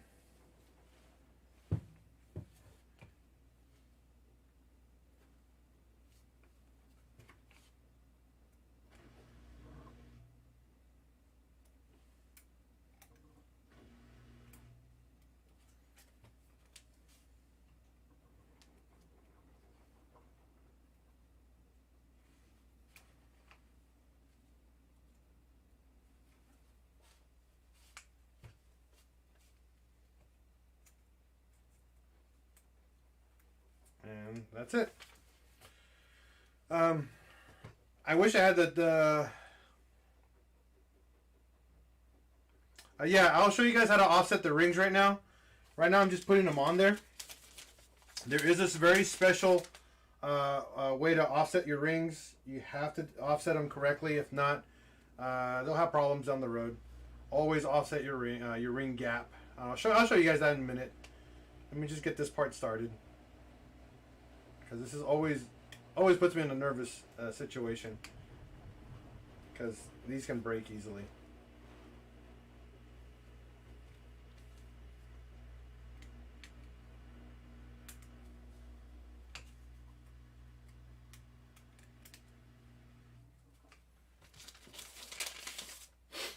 Alright, last piston ring. That's trash.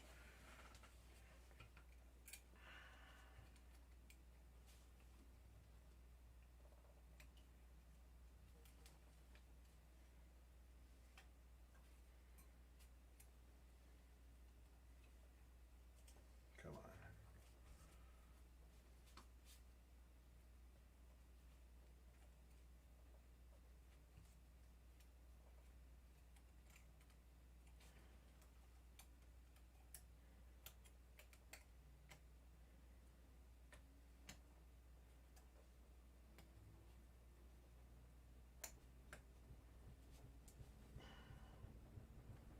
Nope, nope, nope.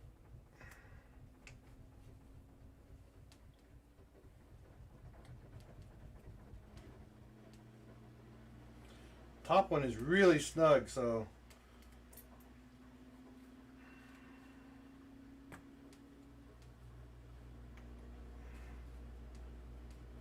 go a different approach on this one.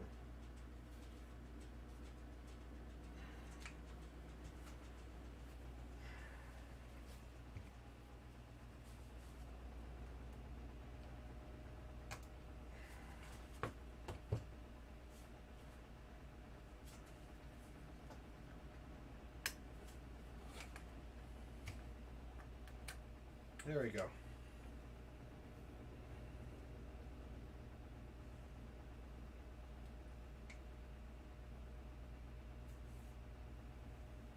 Okay. So all three piston rings are installed. Again, let's see if you guys are oriented this way. Okay. So we have oil, compression, and compression. There's two different. There's a middle compression and top compression ring. Now the way that I like to orient them is I always call this the front of the piston or this the front of the piston. Doesn't really matter, but everything has to be opposite from each other. So what I do is I use this the skirt as the front, and I center the oil compression ring. And then what I do is the middle compression ring I go offset, and then the top compression ring I go the other way, kind of like a locker lock or a lock. And what you want to do is make sure that all three are equally far away from each other as much as possible. So the top ring is, where's the hole for it? Where are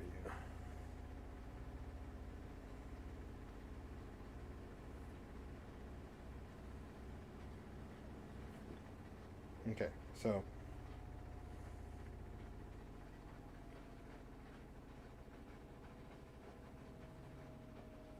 there we go. Middle. Okay, so the top ring is right here, the gap. The middle ring is here, and then the bottom ring is here. That's how we gap these or orient them. So, yeah.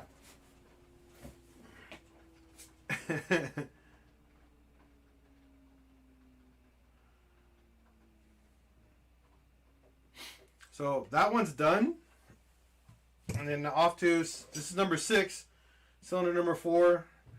We grab our baggie with number 4 in it. And again, repeat the process. The first two bottom rings are really easy to do. The top one is a little on the sketchy side.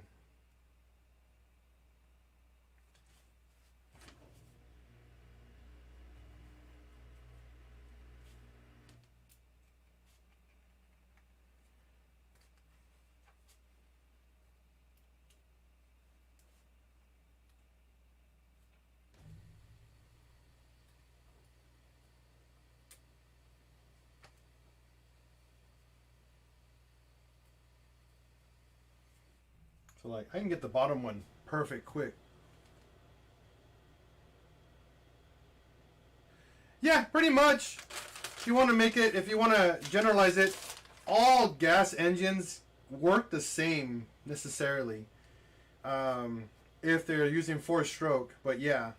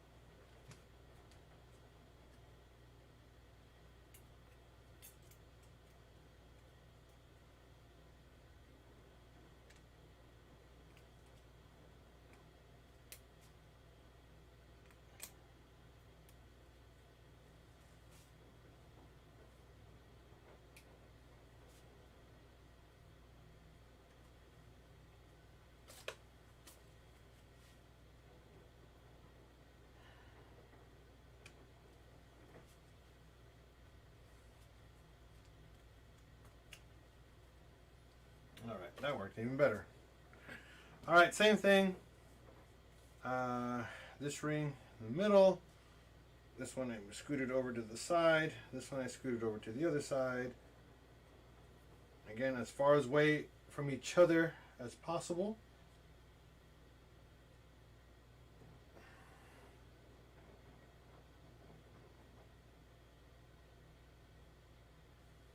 Alright, so cylinder number 4 is done.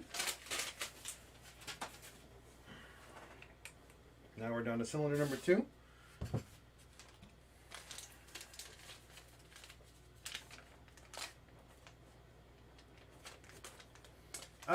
Honestly, I don't know if they move or rotate over time. I'm going to be honest with you. I don't know. I've never actually looked. Whenever I pull engines apart, I've never actually like, oh, let me go look inside the engine and see if the rings actually moved or not. I don't think they move, honestly. Because once they're under compression, they're stuck inside, honestly. The rings, I think they're just locked in place. So, but I've taken apart so many motors and I've never actually go, oh, let me go look inside there. Let me see if they moved around. I don't know. I don't know.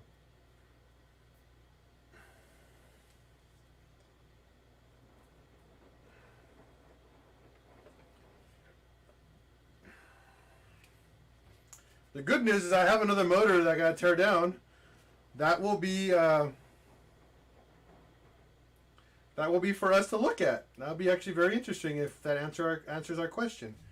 You know, I know they're not supposed to move. I know that's the point, is for them not to move, but I mean, over time things do wear and get looser. So, I mean, it is a possibility. For sure.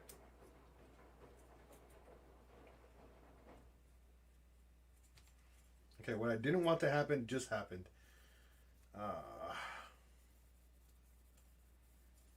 Oil ring is not being friendly.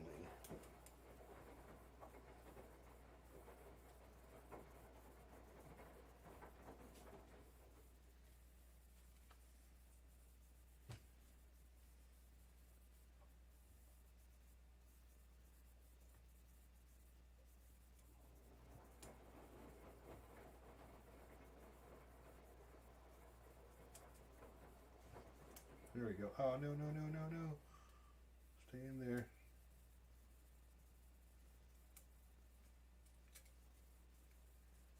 Okay. Cool.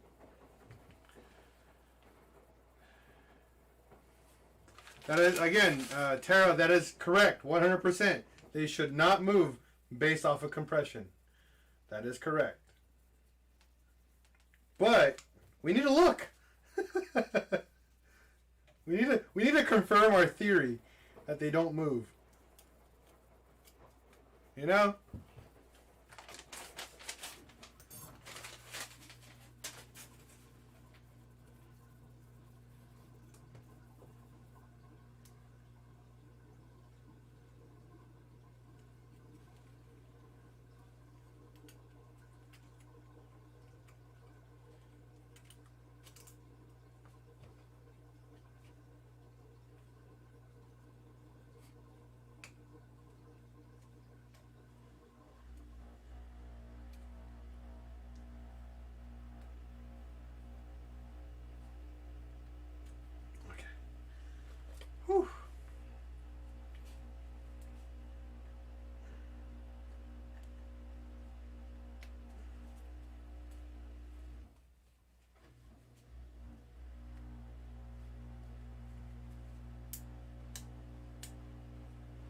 Alright. Last one done. Alright, Dub Invasion. If you're still on here, which way are the pistons oriented? Because I know there is a special orientation for these pistons to lay in before we install them. So Dub Invasion, if you're there,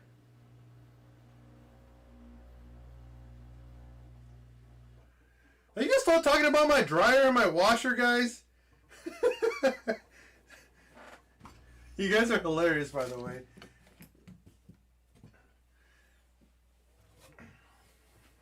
Yes, we added another load. Jeez.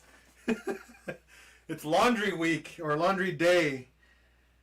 Alright, so now we got 3 pistons done. We're going to flip the block and we're going to install the crank and then 3 pistons. And remember, we got cylinder 2, 4, and 6. So 642 is what matters because this is the cylinders that we're working with, okay? But we have to install the crank first and then we go from there.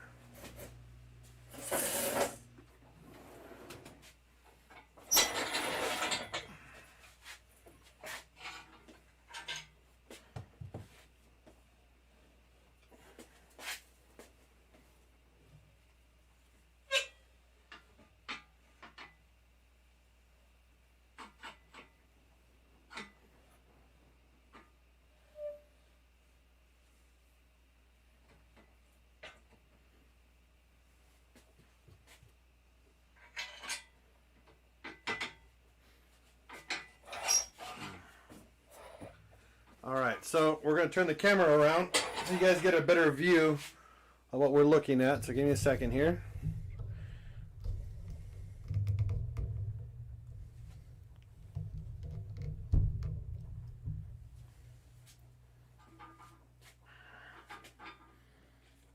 That looks good. How's that looking for you guys? To me it looks really good, so...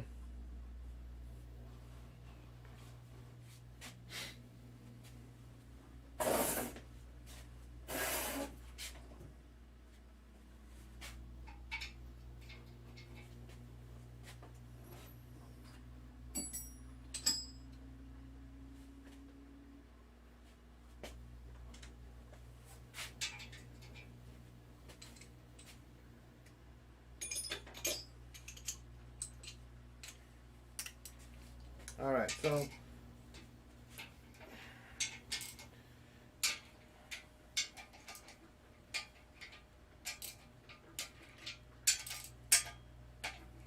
now the reason why the main caps are bolted on, whenever blocks get machined, they have to have all the main bolts on when they mount it on their machine for boring, because these engines are slanted, especially these motors are slanted at 15 degrees.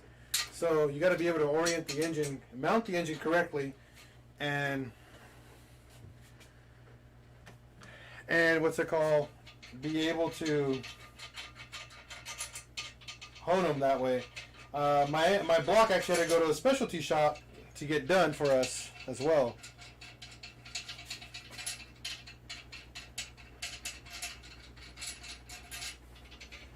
Okay, Pasky, thank you. I'll check that in just a moment when we actually get to that point. Right now we're actually doing the crank now.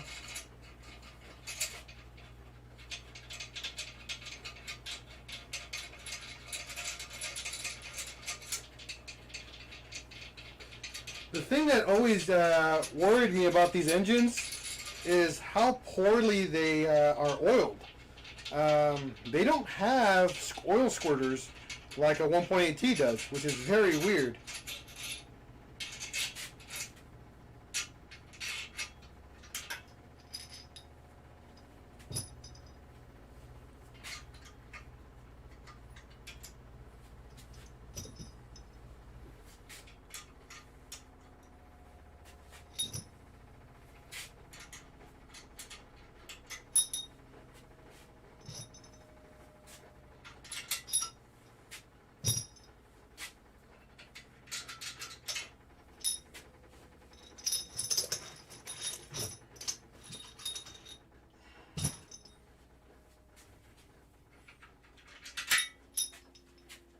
Okay, so these have already been cleaned up and they're all dry. So what we're going to do is put the main bearings in right here. Again, you got to thank Luis for this, because Luis is the one who funded this build. So thank you again, Luis. I cannot thank you more than enough for this. If I can find the razor blade.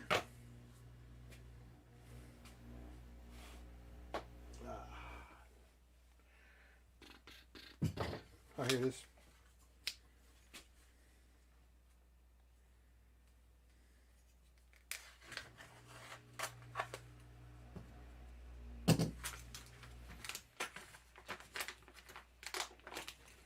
All right, so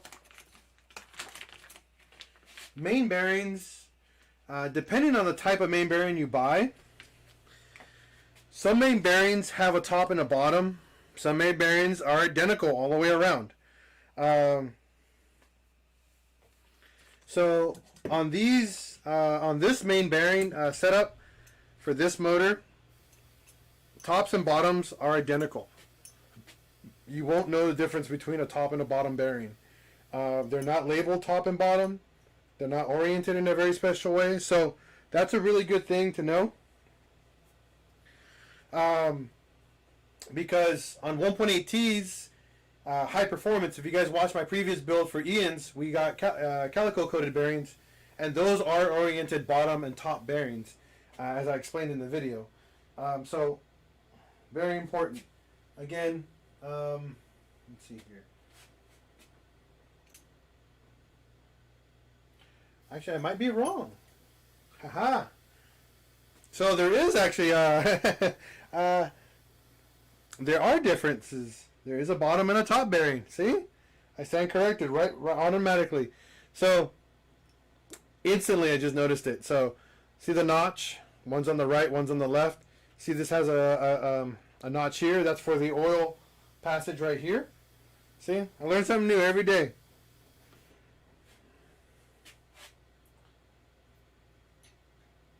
So these go on dry. Remember that, guys. They do not require any oil at all.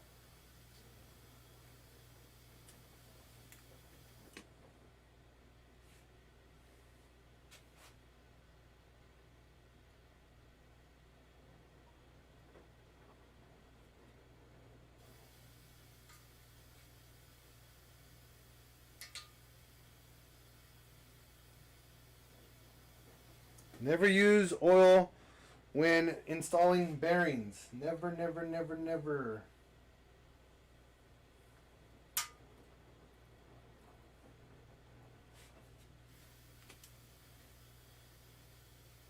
Yes, all main bearings are dry install. No oil required.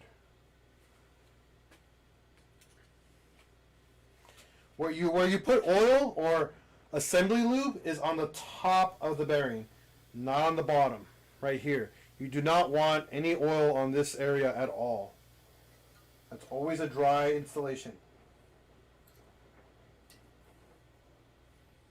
Where the oil matters is right here, where the actual crank sits.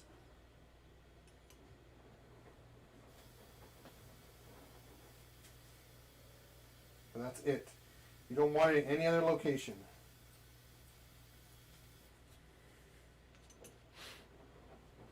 Yeah, you can put it right here in the middle. That's fine. But it doesn't have any metal touching it, so I mean, it's not going to matter as much. But yeah, that's not going to hurt anything though if you do it there.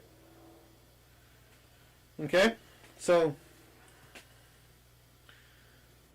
put a little bit of assembly lube on your fingers.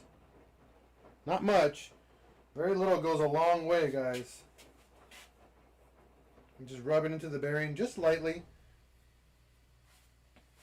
Because the crank is already oiled up as well. We just don't want the crank and the bearing to be, what's it called, dry. We just want just a little bit. You don't need a lot.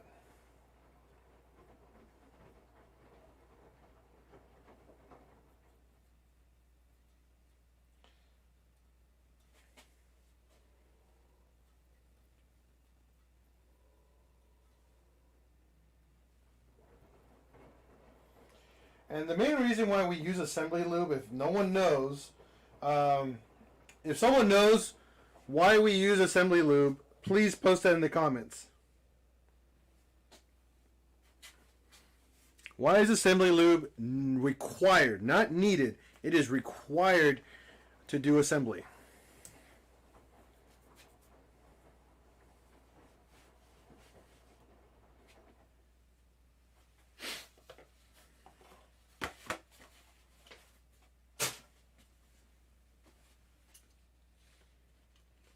Yes, assembly lube does wear off. That's just for the initial.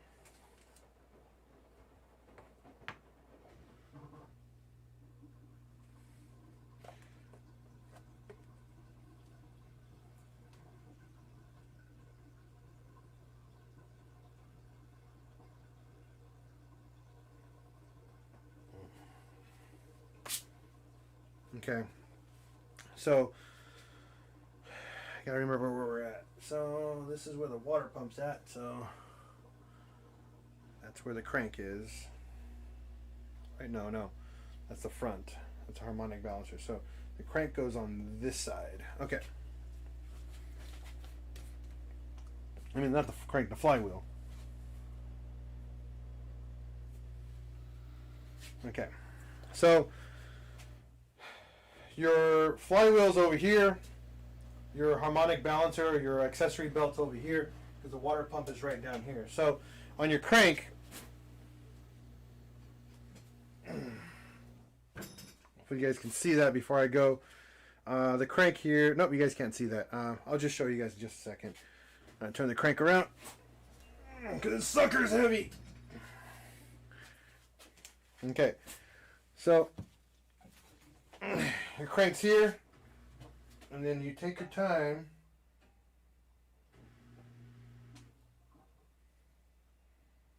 Hold on.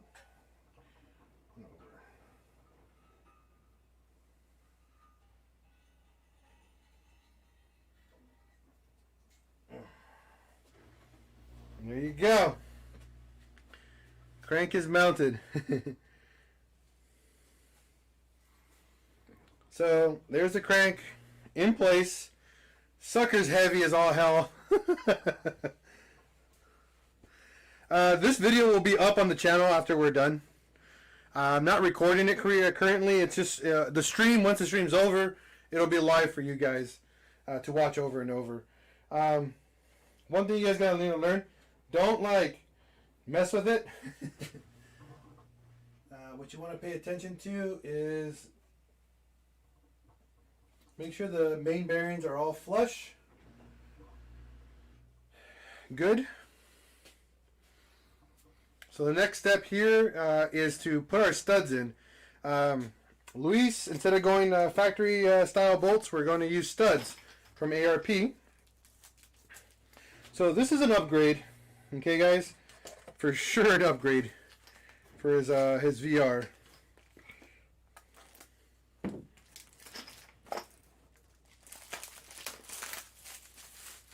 Right here, off the bat.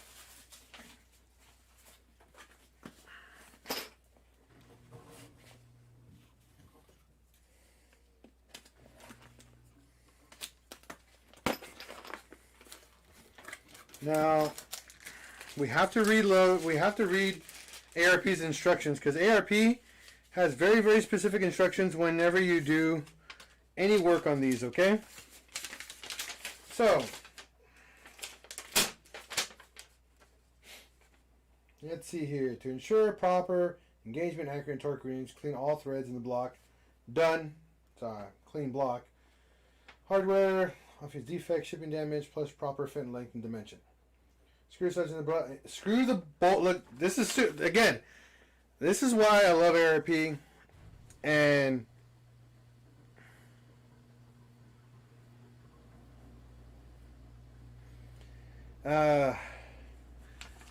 is their hardware, and I quote, hand tight only.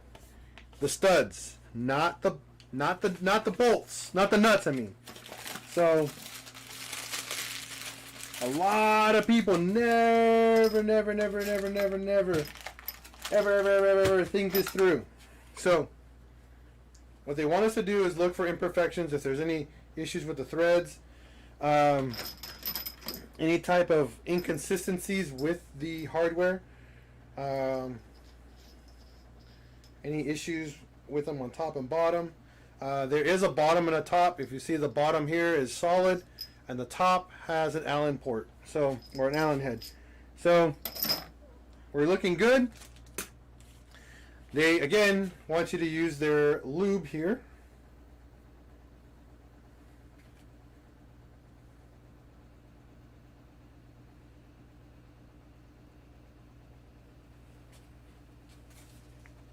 And throw them in. Now the reason why I didn't do this before I put the crank in, because you have a risk of scratching the crank as you're installing it, so don't want to do that.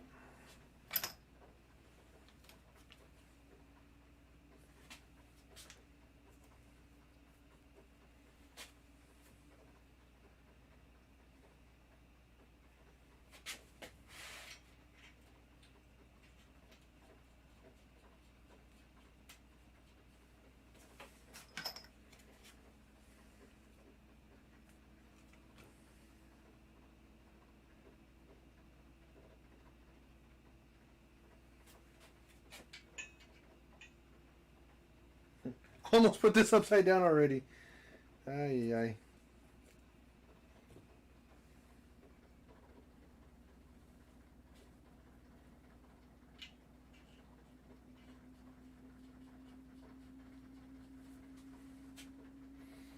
No, you don't use Loctite.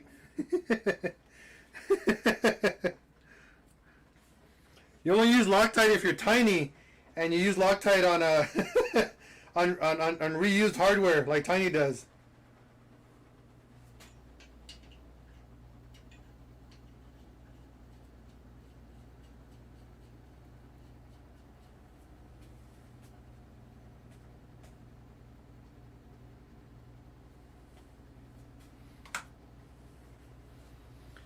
Rob, your jokes are horrible, Rob.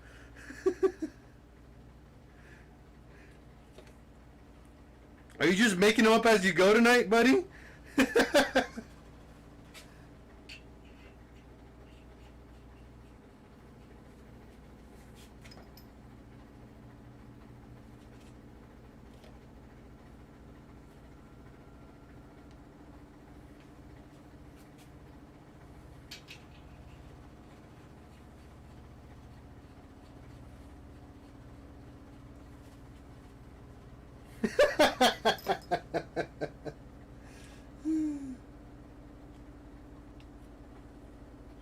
Too many turbo fumes? You mean too many turbo dreams? Rob's still sitting behind, man. He's lagging on his turbo dreams. Told you, Rob, I'll help you build it. I know you want to do it yourself, but you know.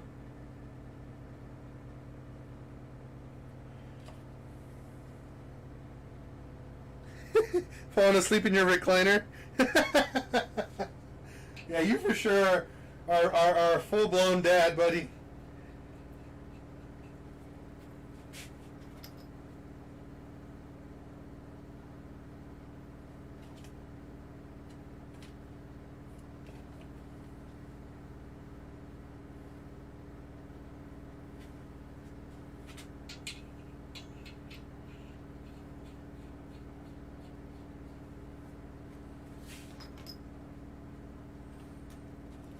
Yeah, that military life.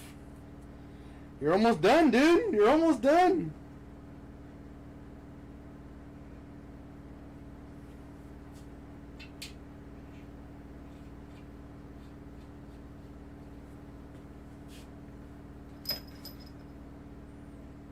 Should be a movie title. Dreams of Turbos.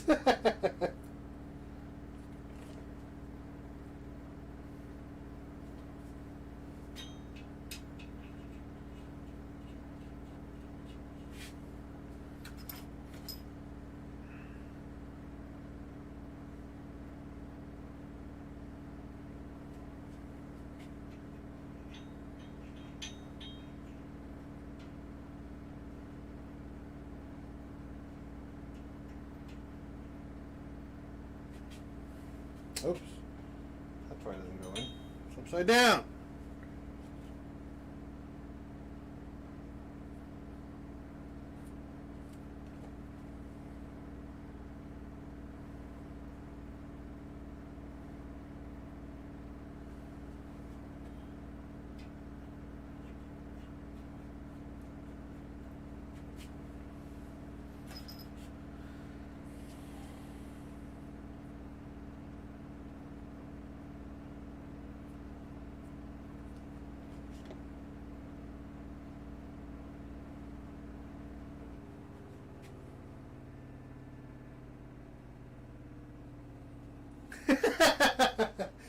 Actually, believe it or not, that's actually not my, not from the driveway. That's actually from underneath the Jetta today. Tara.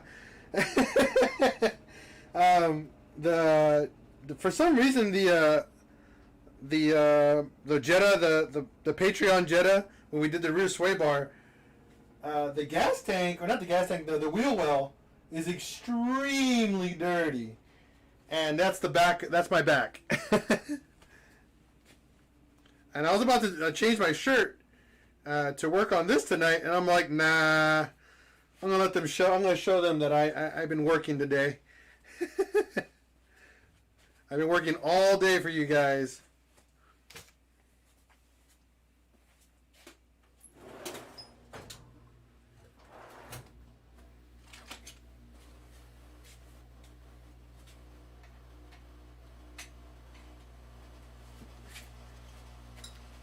All right. So as per the manual, or the piece of paper, they want these hand tightened. So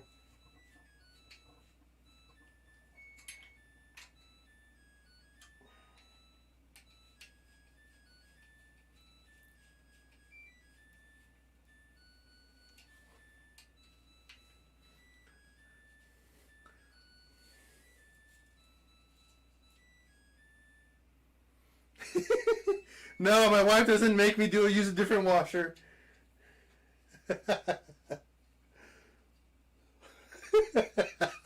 You guys.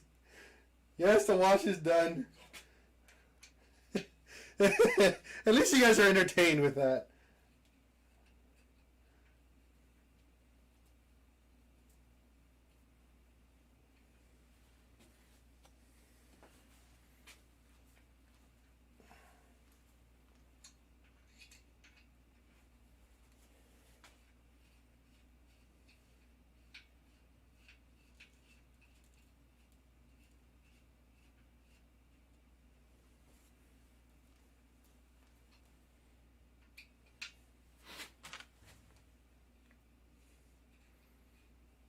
Love you guys too. You guys are awesome. I have no complaints here. Yes, I believe the one that's the washer is. Let me go check. I don't do laundry, so.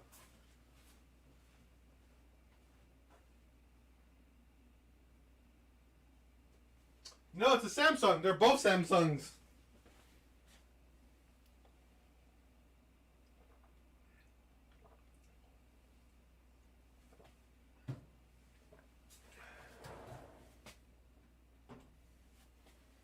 Yeah, it is scary that you only hand tighten these. I agree. But that's manufacturer suggestion. I can't go outside of that. Not allowed to do that.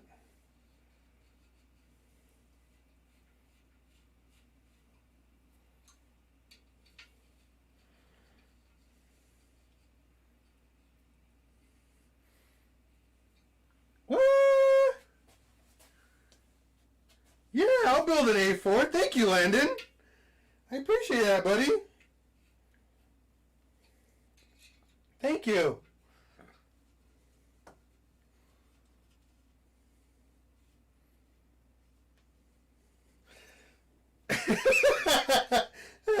Go check your dryer, Rob.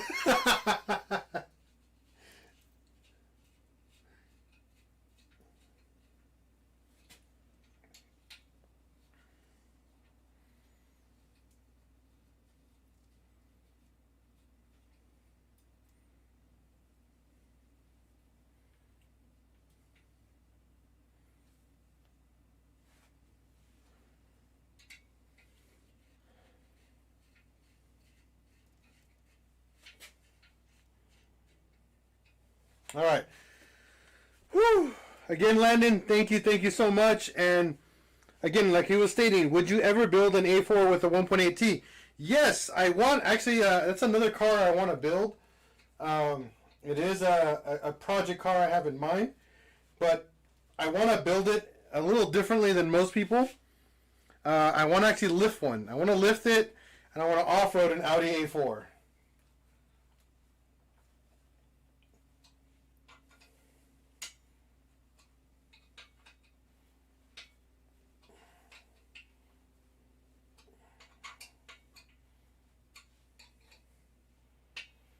I seen a couple videos of this one guy.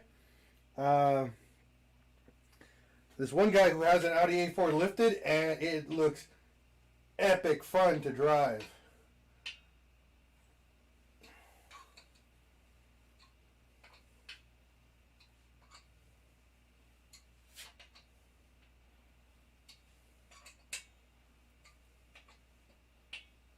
All right.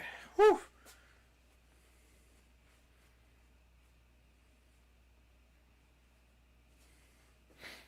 All right, so now all the studs are done. So next is to put in the main caps with bearings in them. So we always do, always do. Damn, Pasky, thank you, girl.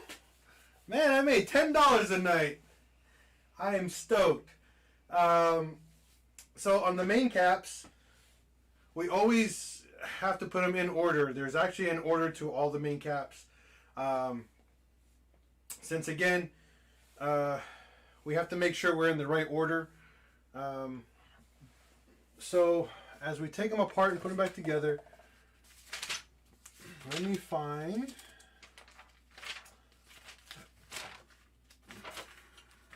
2-liter 2.8.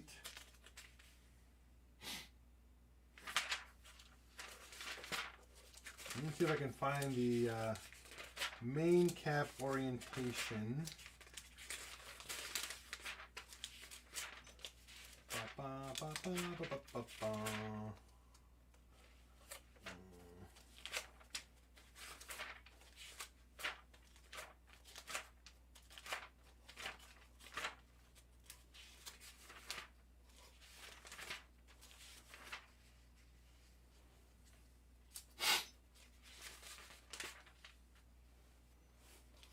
Everything external.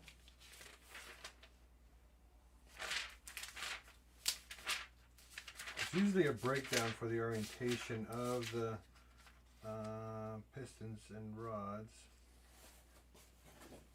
Let's see here.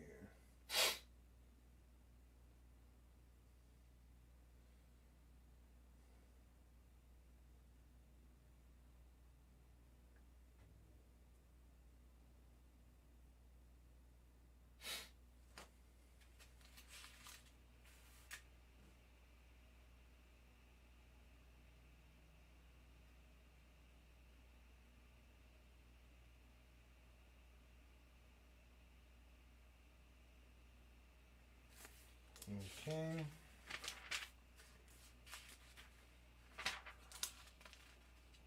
Here we go.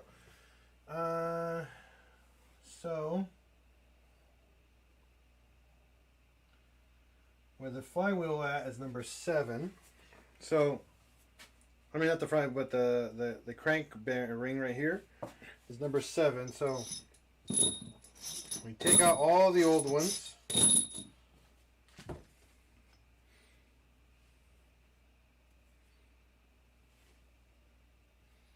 And then number 7 is pointing down towards the corner here. So here. So this is number 7. Alright guys, now I'm not going to install it yet, but you'll see the number 7 here. And then down here where the, I believe this is the oil pump pulley. This is where the number has to be pointed towards this direction. So remember that, okay guys? So 7, 6, 5, 4, 3, 2, 1, just like that. Damn, Landon hooked it up with another freaking $10? Thanks, buddy.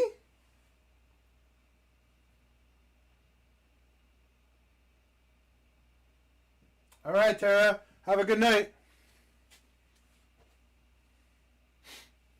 So now we got to get our main caps for the top of the main bearing here. So hopefully you guys can see that.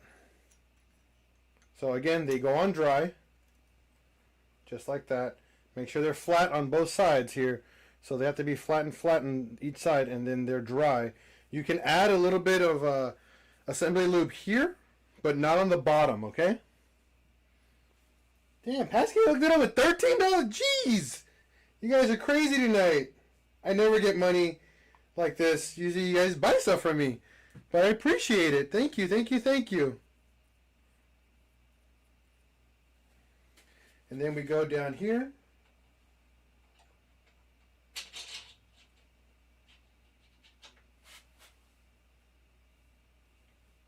And what we do,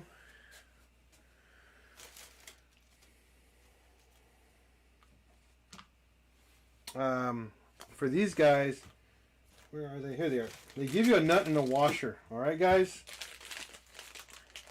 Landon, $20. Okay. You guys are going crazy tonight. $20? Come on, Rob. Where are you, huh? Thank you, thank you. That's insane. Thank you, guys. I appreciate it.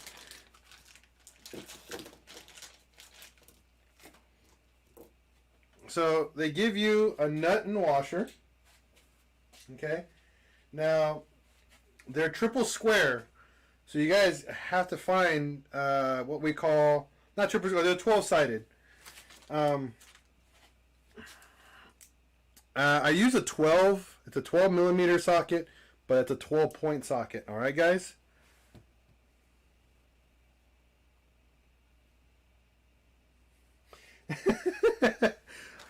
Landon, I didn't force you. You want me to refund back the money? I could do that.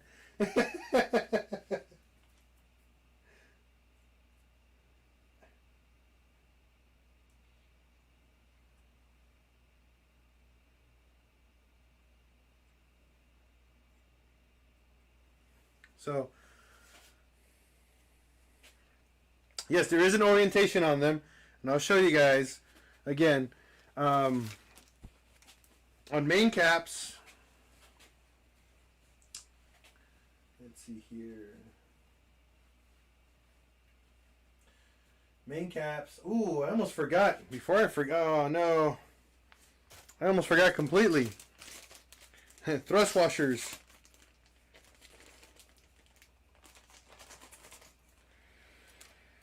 All right, thrust washers. These are super annoying to install, but they're necessary. Almost completely forgot these.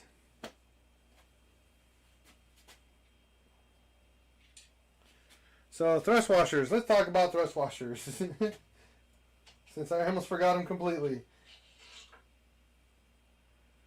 Thrust washers are pretty much what McDubbin? Luis? Dude, come on! No! Oh my god! You guys are awesome. I'm about to do a little booty shake or something, you know? I'm a little dirty.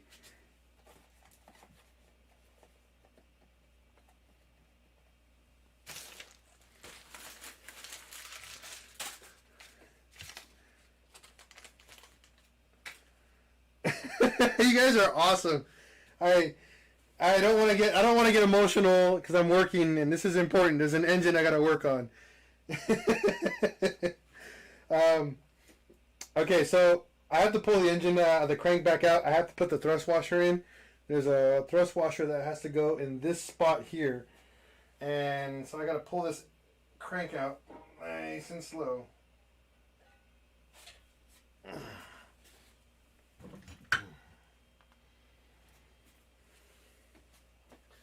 And I'll show you guys right here. There's a spot right on this crank, on this spot right here, that requires a thrust washer. Now this thrust washer, you guys can see here there's like little notches there on the sides. They sit on the outside like this.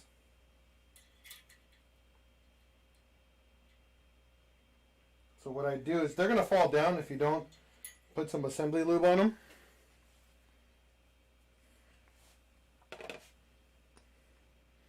Now I got more like a 20% chance that they're going to fall down. Because they always do. They suck. They honestly suck. I hate doing thrust washers. Because they're dumb. But you need them. What thrust washers do, they keep end play under control. And every time the crank is removed, you have to replace a new thrust washer. They pretty much prevent the crank from slopping left and right inside your engine.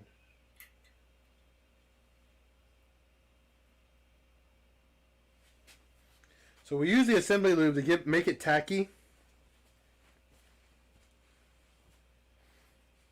No, this is going to be a 100% stock motor. So we use the assembly lube because it's really tacky and it's sticky. We put it on there so the thrust washers stay in place. So when the crank goes down, I got like a 20% chance that they'll stay there. So here we go.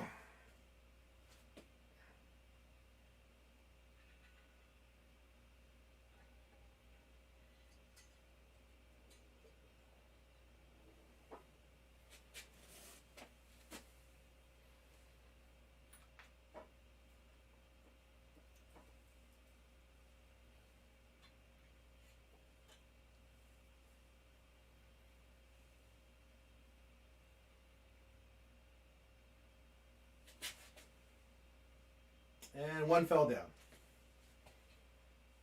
Told you.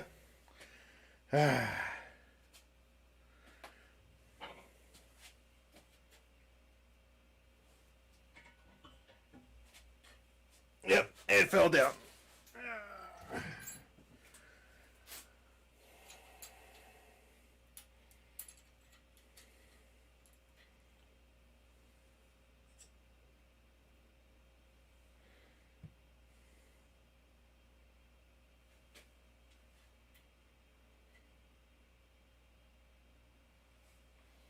Put even more assembly lube on there.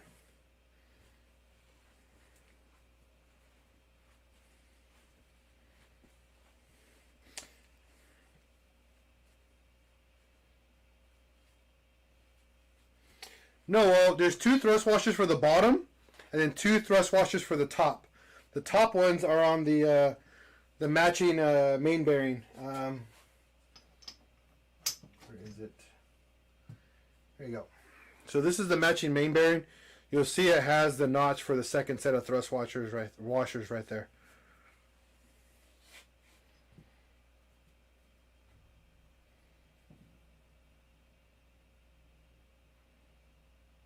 Landing, I don't think it does matter, honestly. It's really down to personal preference. I know a lot of people who use Redline assembly lube. It's really good. It's really, really sticky. But again, it's what I can get a hold of in my area without waiting a week to 2 weeks for something to come in. There we go. She's in. Whew, okay, now I'm content. So now we got our main bearing on here. Get that going. So what I'm going to do is I'm going to put some lube on there. Not lube, but ARP assembly lube, or not. I don't know what they call this. It's fastener lube probably, because you need it to torque down the nut on here. You don't need very much, because the torque specs are really weird on these engines, on these hardware. And I'll explain to you, because a lot of people always mess up on how to torque spec something with ARP hardware. A lot of people don't realize there's a very, very confusing set of words in the way they say things, and they get the information incorrect, and then they either mess up their block or they have a premature failure. I'm going to try to get all the lube on here.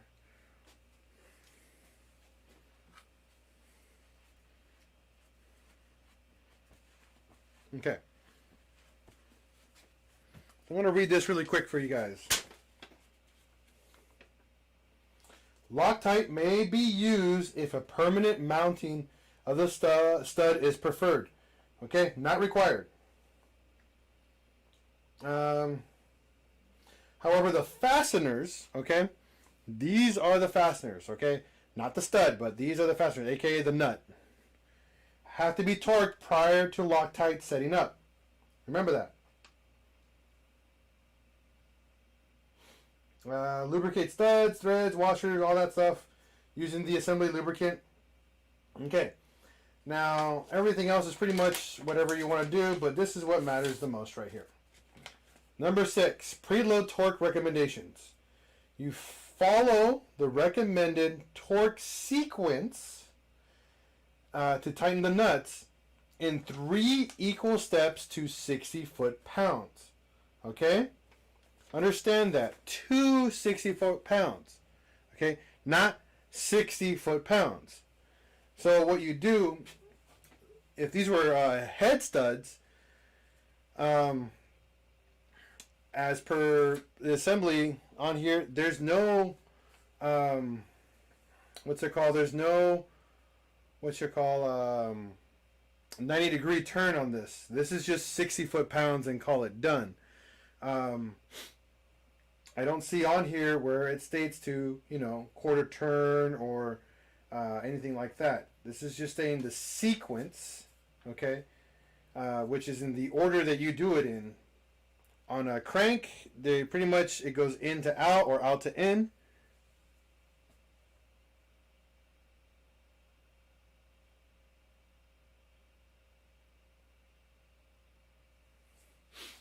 Okay. And what you want to do is just you torque it to 60 foot-pounds and call it a day. There's no stretching required on this at all. Okay? There's no, because on the manufactured bolts, these I think you do 80 foot-pounds and then I think you do a quarter turn. They're not required for these at all. Way different type of material that they're made out of. So it's pretty crazy.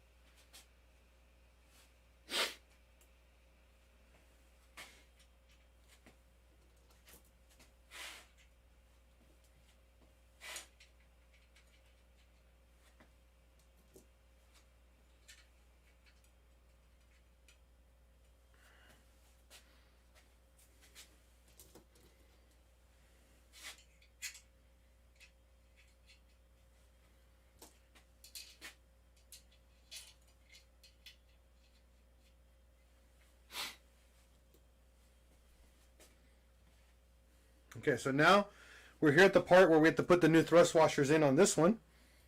So again, put the main bearing in first.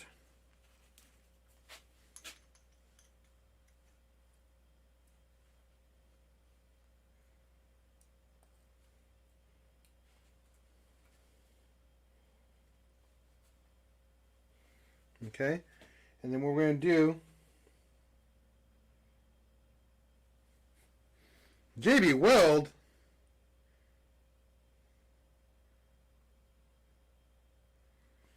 so on the outside right here,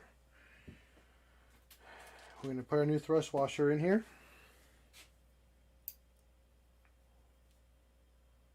Okay, just like that. Actually, I don't think they go like that.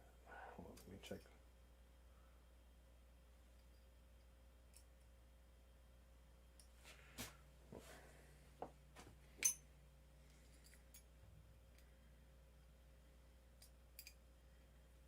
Yeah, they do go like that.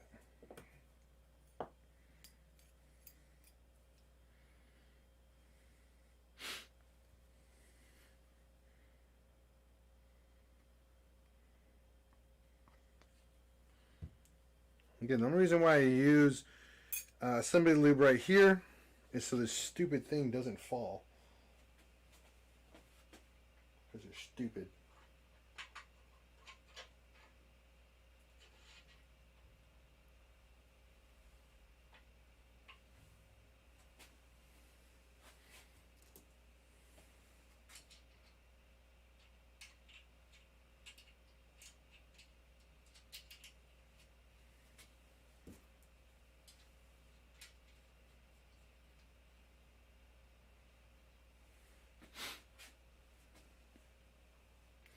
All right, next one, number 4.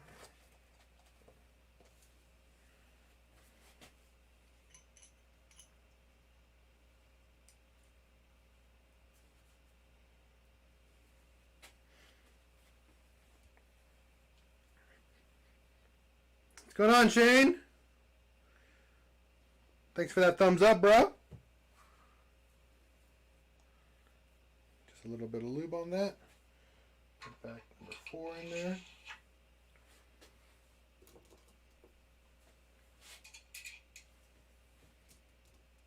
Now, this is looking good. I can't wait to paint this, honestly. It's going to look so good painted. Once it's all done. Luis is going to be happy, so very happy.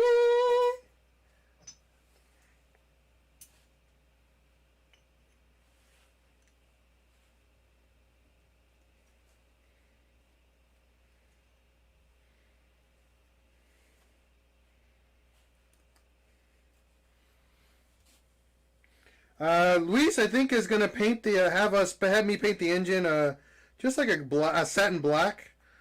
You know, like I always paint it. I always do a nice satin black paint job. I think because he has a white car, I believe, and I think satin black is gonna look the best. I mean, if Luis wants hot pink, I'm down to give him a hot pink engine.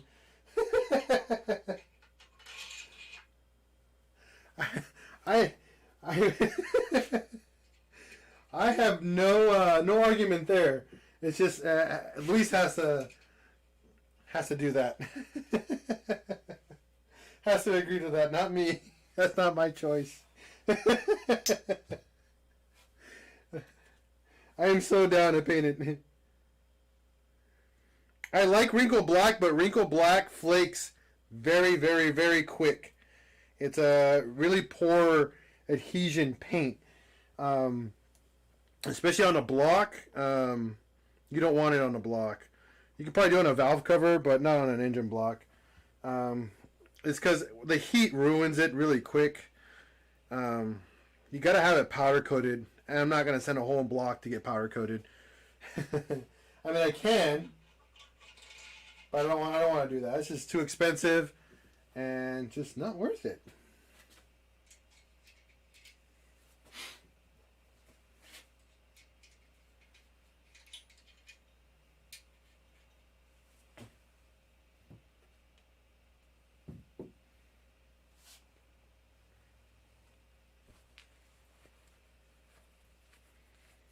How much to make it pink? Ask Luis. It's his motor. I'm just telling you that right now. If I paint this thing pink, I am not stripping the paint off afterwards. I am not responsible for that. I am just giving you guys a heads up 100% on that, guys. I am not gonna... I don't want to be responsible. Period. But it's Luis's decision, not mine.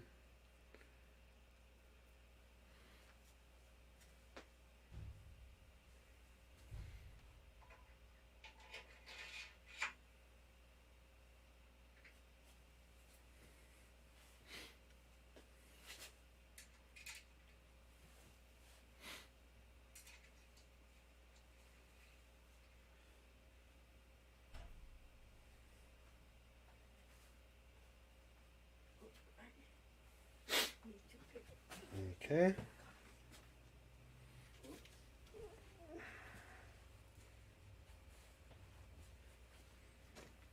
So now we're going to use our handy dandy ratchet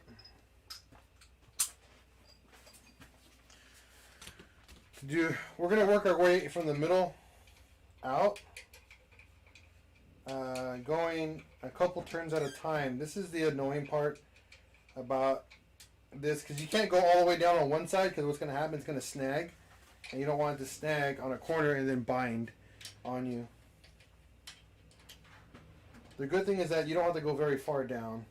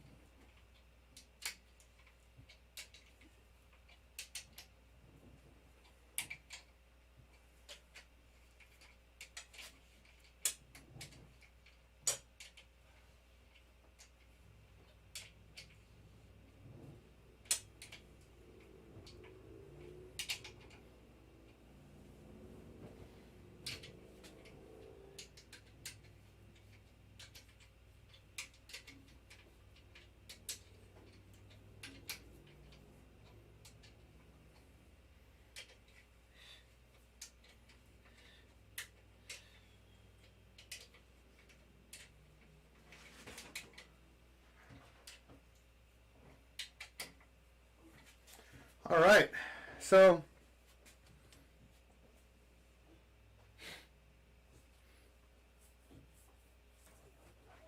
we're all down. What I'm going to do is I'm going to snug them up. I'm not going to make them super tight, but just I'm going to snug them just a little bit, because we still have to torque these down to spec. The super cool thing about ARP hardware, it's reusable. You pay the extra couple bucks for the premium, and you can reuse the hardware over and over, because they don't stretch, or they don't stretch much. That's one of the coolest thing about ARP hardware, is it doesn't stretch very much. It's super cool.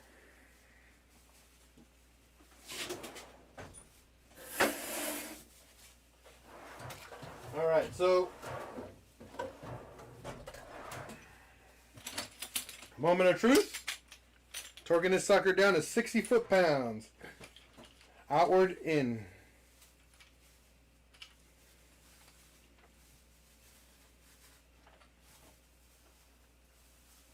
All right.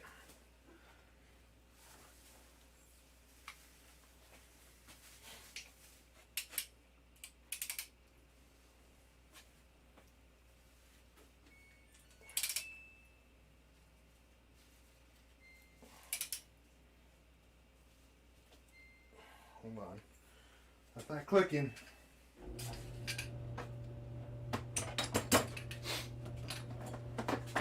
Confirm it.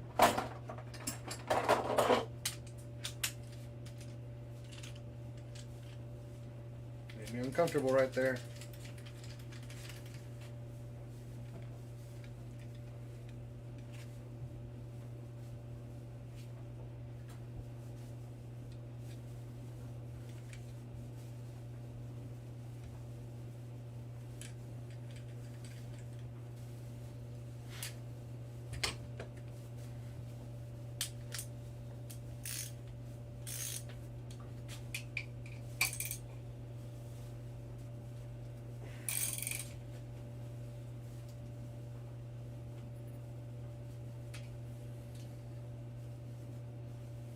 Okay.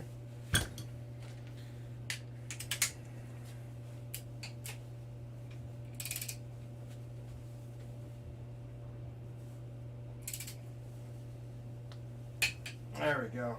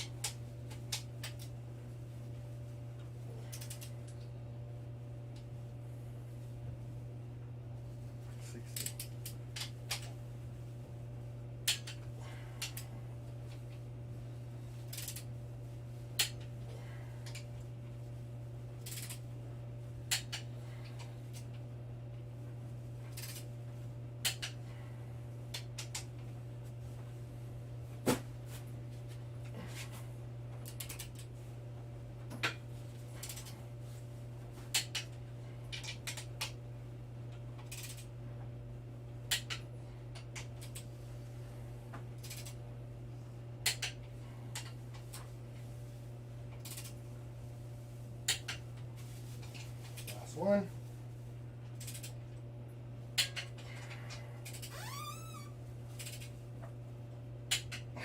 There we go. Whew.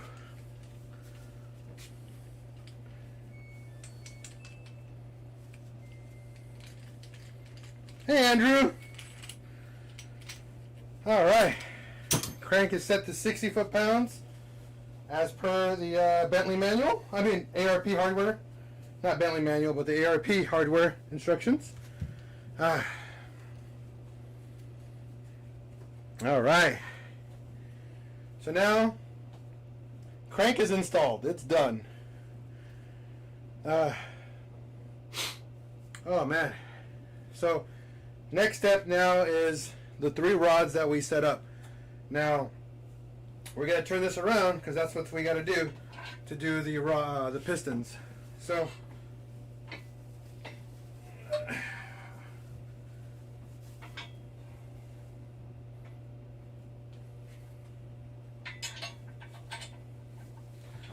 remember what we talked about and which cylinders we're doing. We're doing 6, 4, and 2. All right.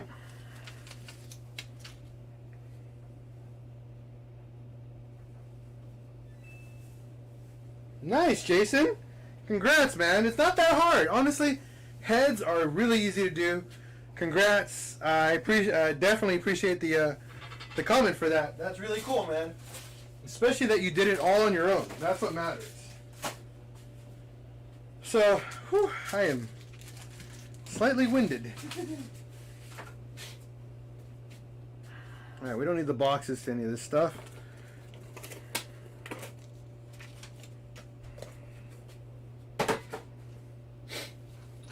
All these bolts away. All trash for old stuff. Alright, so now we gotta get our piston compression tool. So I'll get that out.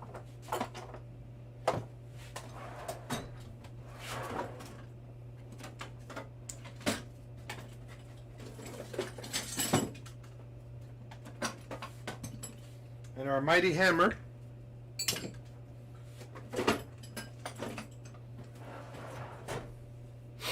Now, we're going to start with cylinder number 6.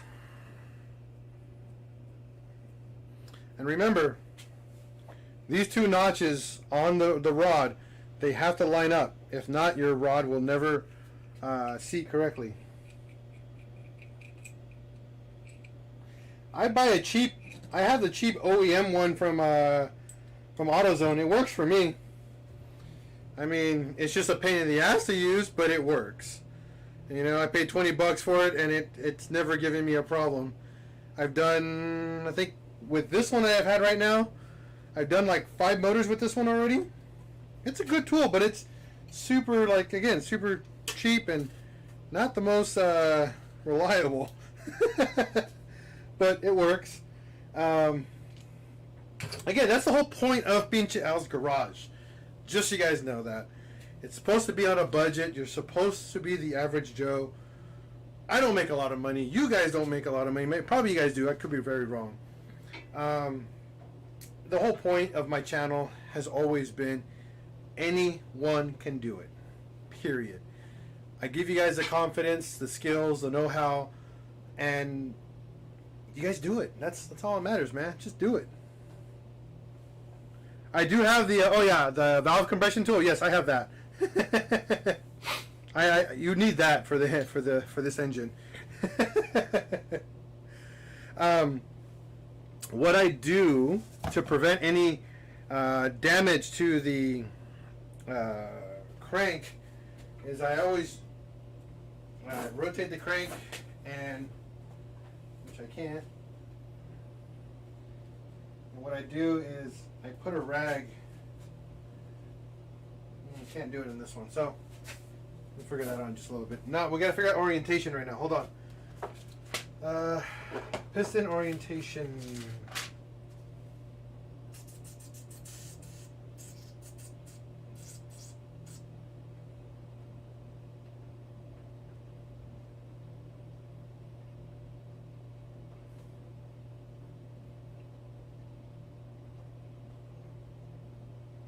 see here.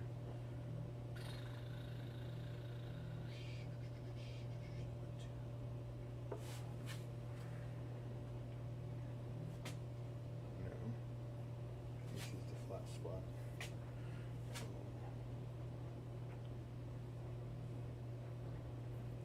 Okay, so. Alright, so they go like this, just so you guys know. Just want to show you guys. I'm not installing the piston at all yet. So, this notch right here, you see this right here, guys? Very important. The notch on the piston itself. This one right here faces the back of the engine, okay?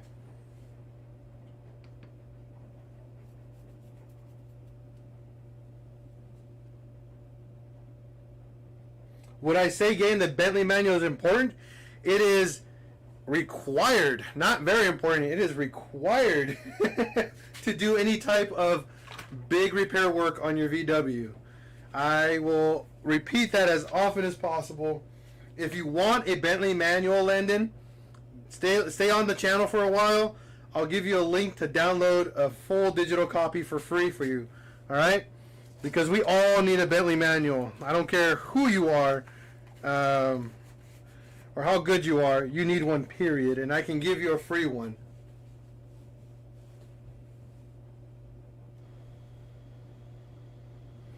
Rod orientation does not matter at all. The only thing that matters on the rod is the rod, the cap, where these are oriented. That's it. Direction, whether it's this way or this way, does not matter. The only thing that matters, as per the Bentley manual, is these two notches have to mate here. That's it. As per the Bentley manual.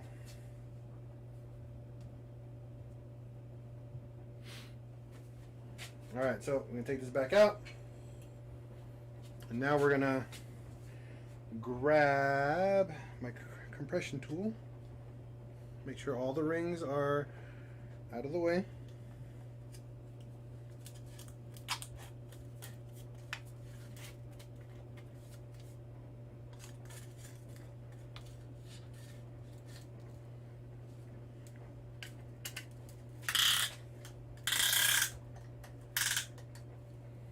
Now, one thing that I learned about this tool is make sure it's flat going down as you compress it.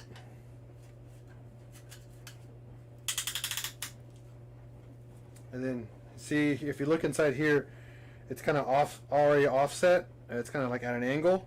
What we want to do is make sure that's not angled like that, and it's kind of centered.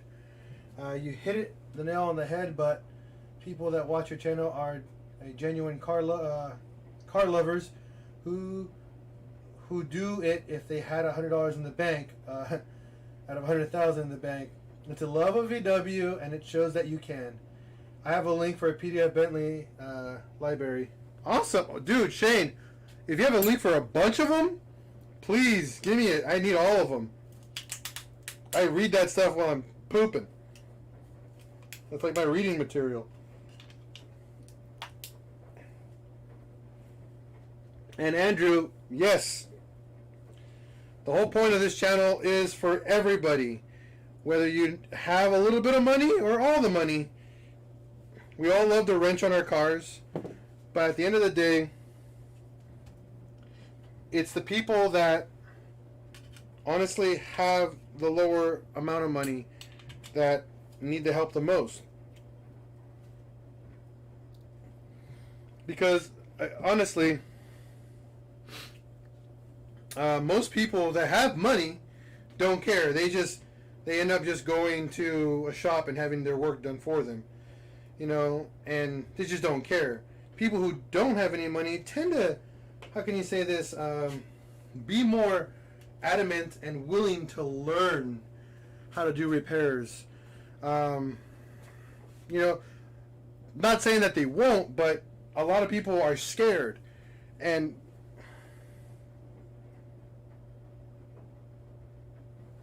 thanks, Shane. I'll take that in a little bit, man. I would love to share that. Download all of them and then share them on my channel.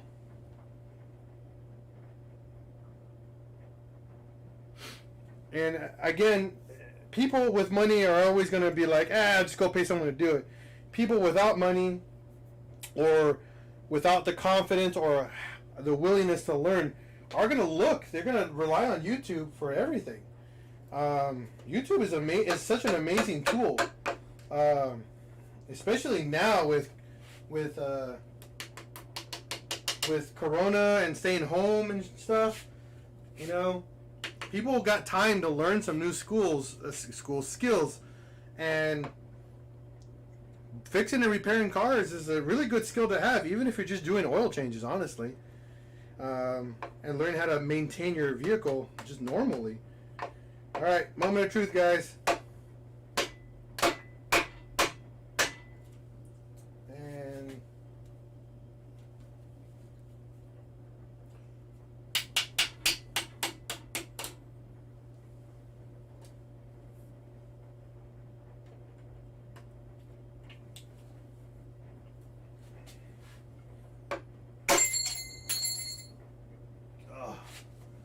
freaking rod bearing fell. Hopefully that doesn't damage anything. That's not going in. Taking it back out. Come on.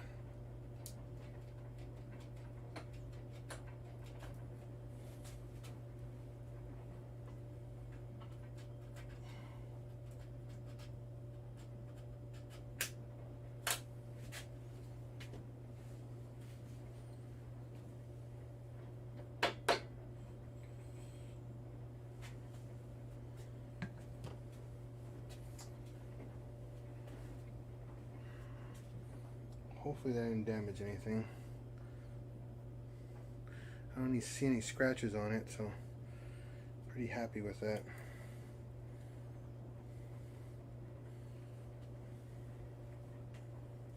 Okay. Try this again.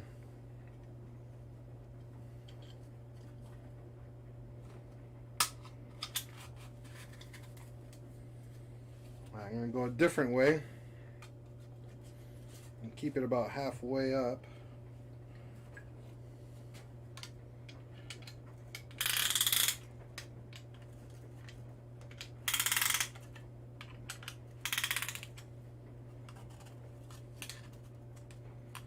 I think the issue was that I didn't start it with the skirt in, so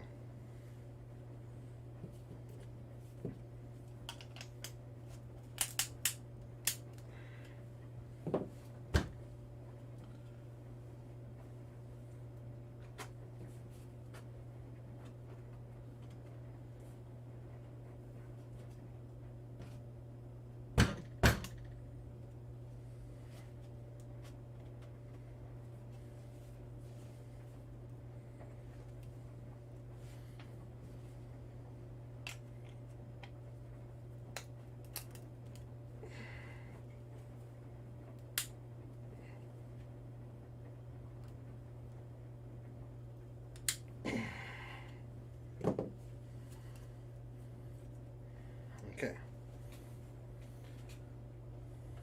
It's a little bit harder on motors with these motors because they're 15 degrees. So I might have to get a special tool for this, because these are a little different than yeah, I don't think I'm gonna be able to do it with this tool.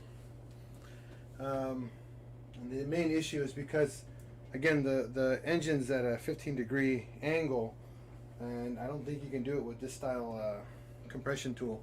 I think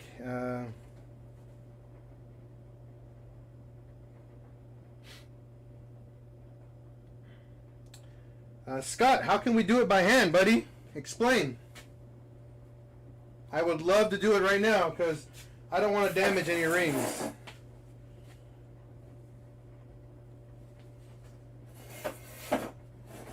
I'm listening, Scott. Explain to me how would I do this by hand. I'll take this out.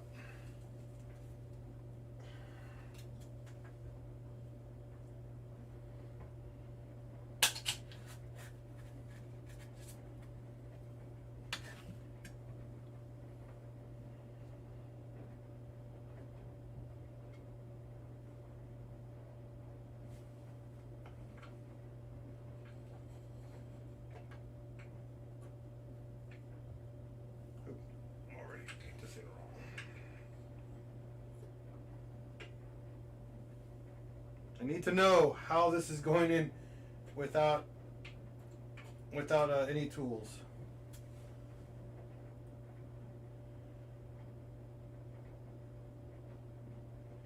Okay, put it in and compress it with your hand. Okay, I'll give it a try. I mean,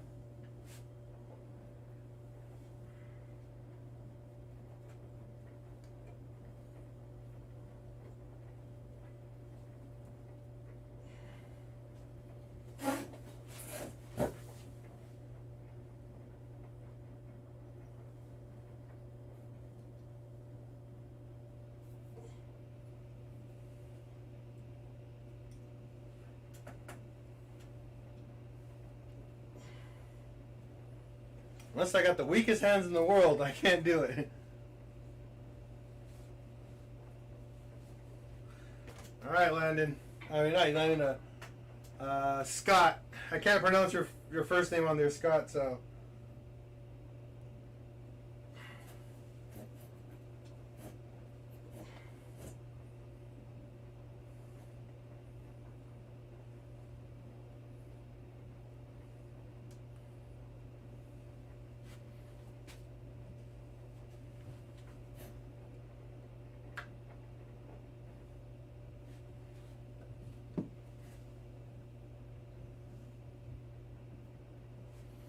Yeah, that's what I'm doing. I'm starting on one side.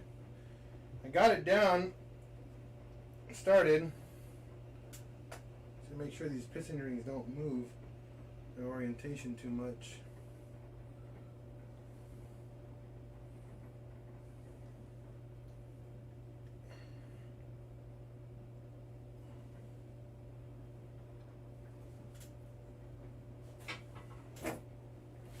So I got two started.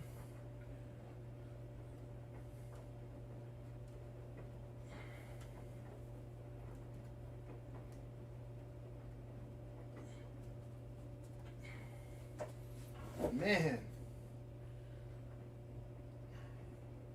if you did this by hand, I'm impressed, because I can only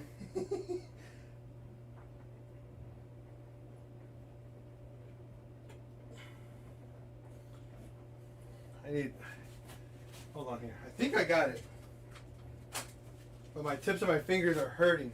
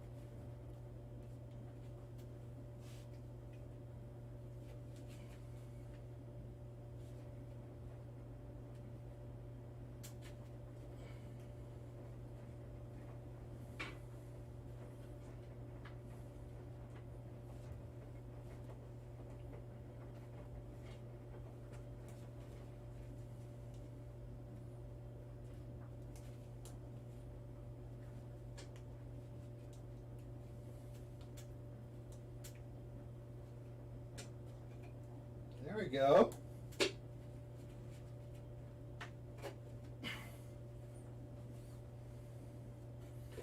Man, Got it.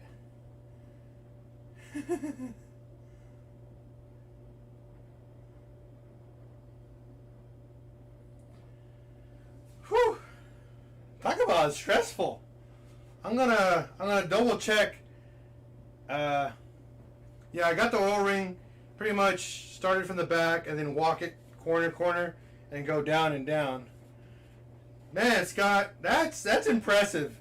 I don't know how how often you do that, but man.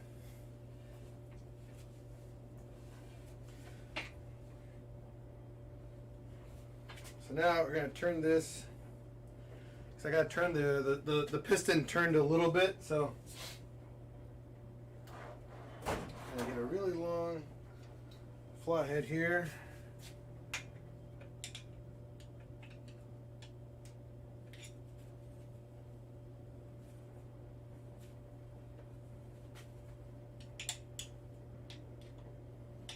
Need a longer one.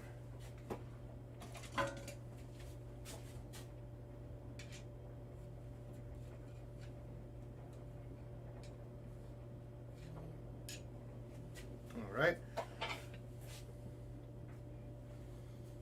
What we can do is push it. Look at that. Dang.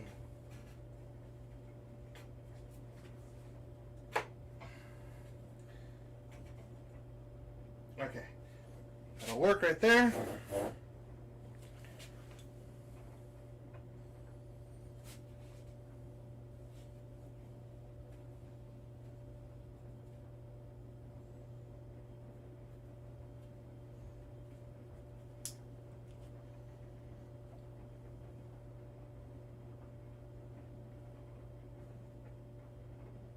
Crapola. I gotta get my flashlight.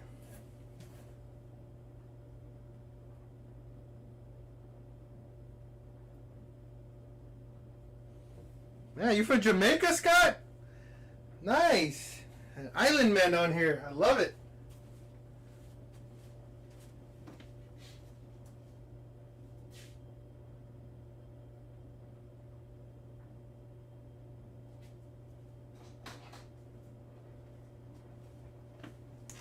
Scott, my neighbor is actually Jamaican, and actually next week he's teaching me how to make legit jerk chicken and a special type of rice.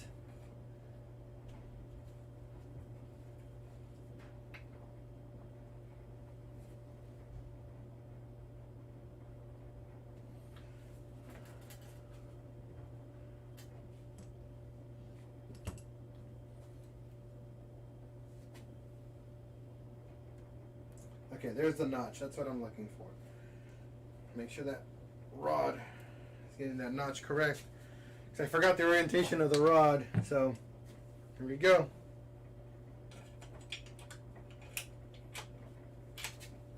I've never been to Jamaica. I've been to Trinidad. No,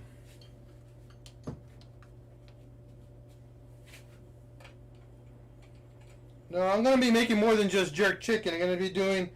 the guys make some really nice stuffed food. You guys make like a dumpling almost. I'm going to be making some of that. My neighbor's going to teach me how to make some of that. Some fish. Some other good stuff. He's teaching me, even though I don't eat fish, for my wife. Where am I from? I'm here in San Diego. I'm Mexican, but I live in San Diego.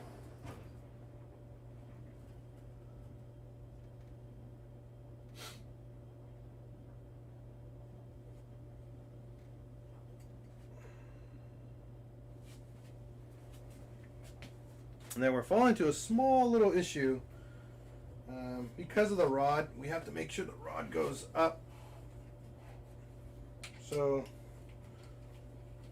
you can hand tighten these correctly.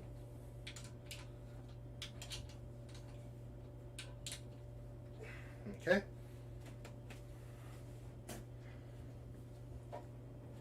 All right. So piston number 6 is in. And it's all the way down.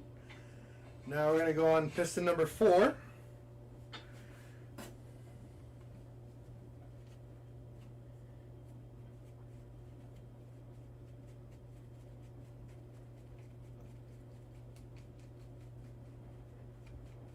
Yeah, we always lubricate. Everything's already lubricated on these. The crank is all lubricated. The rods are not 100% lubricated, but I lubricated the crank, so it's not that much of a big deal for that. The inside of the cylinder walls are lubricated as well. That helps a ton, believe me. So going based off Scott here and his information and the way they do it in Jamaica, I like it. It works. And I just gotta take my time.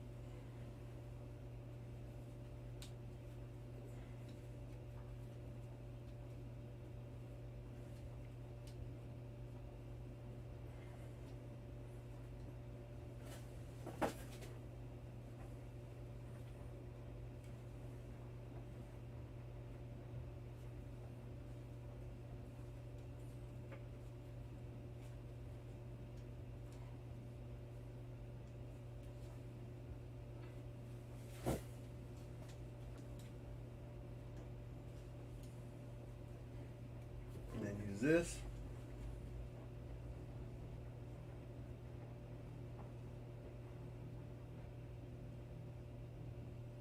Oh man. Yeah, I feel you, buddy. We're not doing any better here. That's for sure.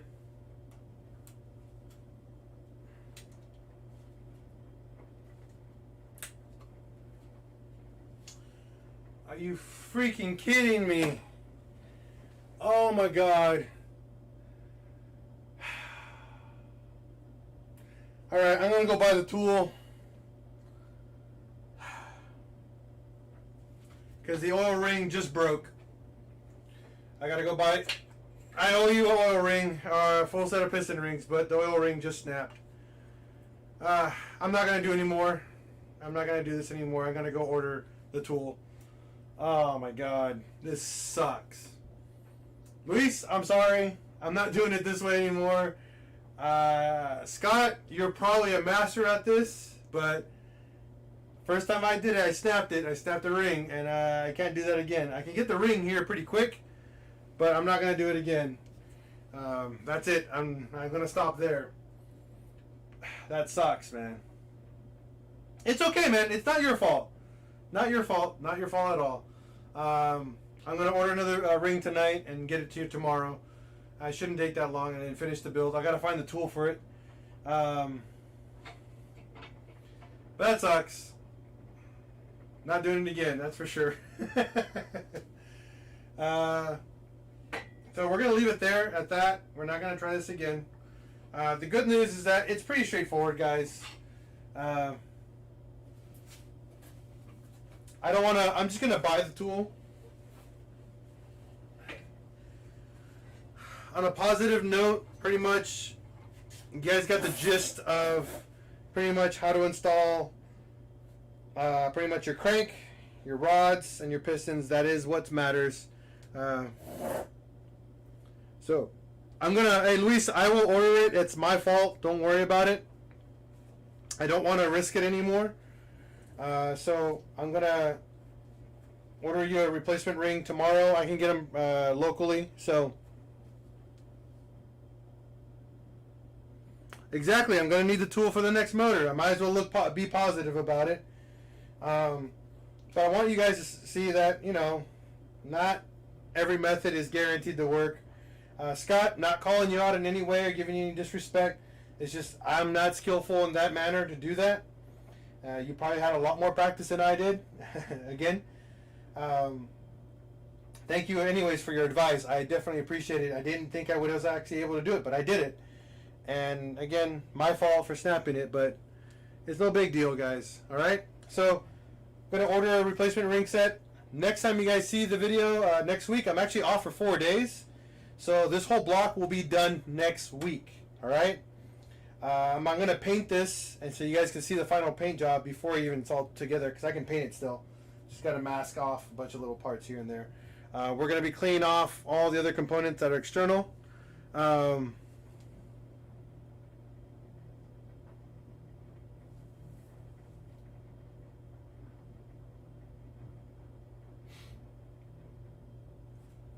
Nice, Andrew. I want to see that. But next week, again, we have way more time to finish this, and it's going to be done next week. We want this engine done, painted, and pretty much get ready to put it in the Jetta, break it in, and finish it off. Because we need to get this engine to Luis as soon as possible. He needs it, and I need it gone because I want to start building the other motor. By the way, guys, Patreon members, we ordered the wrap. The vinyl wrap is coming in. The car is going to be a nice orange with black accent. The engine bay, I just ordered all the materials for the engine bay as well. We're going to be doing a satin black for the engine bay as well. We're shaving it, wire tucking, all the fun stuff. So a lot of new content coming, guys. So thank you for everything, honestly. I appreciate everybody's advice, their comments, their funny comments, everything. It's awesome. All right. So thank you, everyone, as always, here at PincheAls Garage.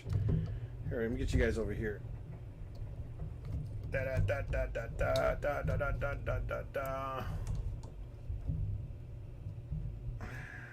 you guys see my ugly mug. Ah, there you go.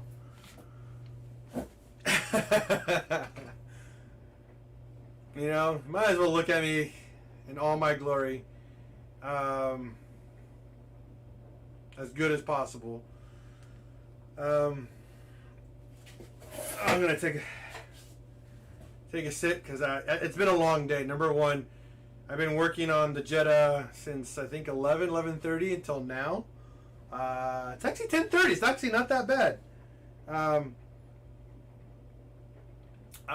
One thing I'm going to give you guys a heads up on, if you guys haven't done it yet, I have a new channel on Twitch. I do a lot of gaming with my friends. If you guys want to join in on a chat session on Twitch, please, by all means, join in.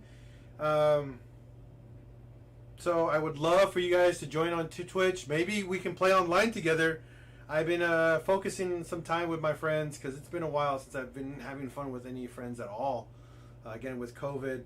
So if you guys play video games at all on PC or console, please hit me up on there, and I'm definitely willing to join up and hang out and just do some gaming. On Twitch, it's just PincheAls, one word. You'll find me on Twitch if you guys want to join me. Other than that, please be safe out there, guys. It has gotten hella worse. Yes, I said it, hella out there, and people are dying, and it sucks. Honestly, the COVID sucks 100%. I don't want any of my friends. I don't want to lose anybody. Not because of COVID, which so simple to prevent, and just to stay safe. Just do it. Do what you need to do to be safe. And I don't want to lose any of you guys. None of my subscribers I want to lose. None of my friends. None of my viewers. Nobody. It sucks. And I want you guys to understand that I care. And I'm here for you guys. If you guys ever need any help, you know I answer as often as I can on Instagram, Facebook, on what is it? Instagram, Facebook, and YouTube. I answer all your guys' questions as often as I can. I'm not like all the other really high and mighty YouTube channels where they pay someone to just monitor and keep track of your comments. All my comments come from me. All my responses come from me. Understand that there's only two people that are in PincheAls Garage. Me and my wife. We are PincheAls Garage. And we're 100% family oriented. We're 100% dedicated to you guys. And because of that, I want you guys to understand that we're getting ready to go 100% into this channel. because I want to. I don't want to quit my job. I want to go part time, and I want to switch it around and do this full time for you guys. I want to be able to create as much content as possible, as often as possible for you guys to be more aware of what we're doing here, have more fun doing it, and just grow with me so we all can get to know each other. And one day we might meet each other. I want to travel the entire United States and meet you guys, and go to Canada and hang out with Pasky. I want to hang out with you, fool, and Dub Invasion. You know, I want to meet you guys in person.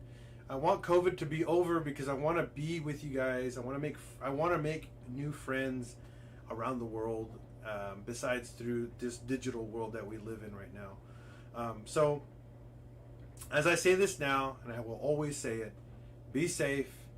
All right. Thanks, Pasky. Oh.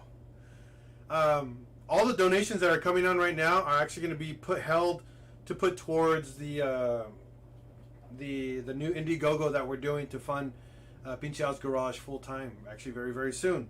So all the money that's coming in, guys, thank you. I'm putting it in a little piggy bank, and it's all part of that. You know, so I personally, thanks, Luis. I personally have lost family members due to COVID, and it sucks. And this is why my wife and I are legitimately hermits at home. I do go to work. I am the only person that works in my family. I work a lot. I work here full time almost. I work at my job full time. I do PincheAls Garage 3D printing, graphic design work almost just as much full time. I do this because I care. Believe it or not, I care about everybody who asks me a question or just likes a comment. That's what I do. I'm the person that just has nonstop care for everyone, and I won't stop.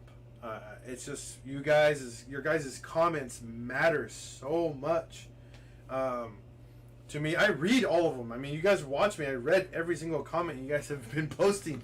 Some of them are ridiculous, by the way, but either way, I read them and I care about them.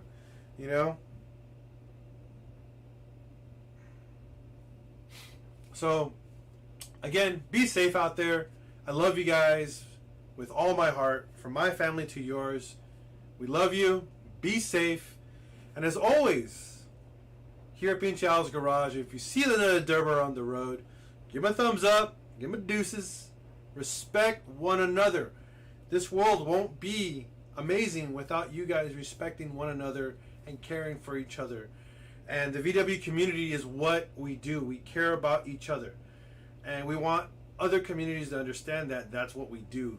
And we're always going to do that. We're never going to change what we do here at PincheAls Garage and as the Volkswagen community. Spread that love, spread that respect for one another. And as you can see, our motto here is that we're going to break it, we're going to fix it, and we're going to repeat. You know, broken oil ring, just like that. But hey, ish happens, right? We're going to fix it no matter what. It's going to be fixed this week, and we're going to be back at it. And we're going to get this motor done. And we're going to get it done for everyone to watch and enjoy. All right? Peace out, everyone, and have a wonderful night. And you guys on the other side of the pond, good morning. Definitely a good morning, guys. All right? Have a wonderful night, everyone. Peace out.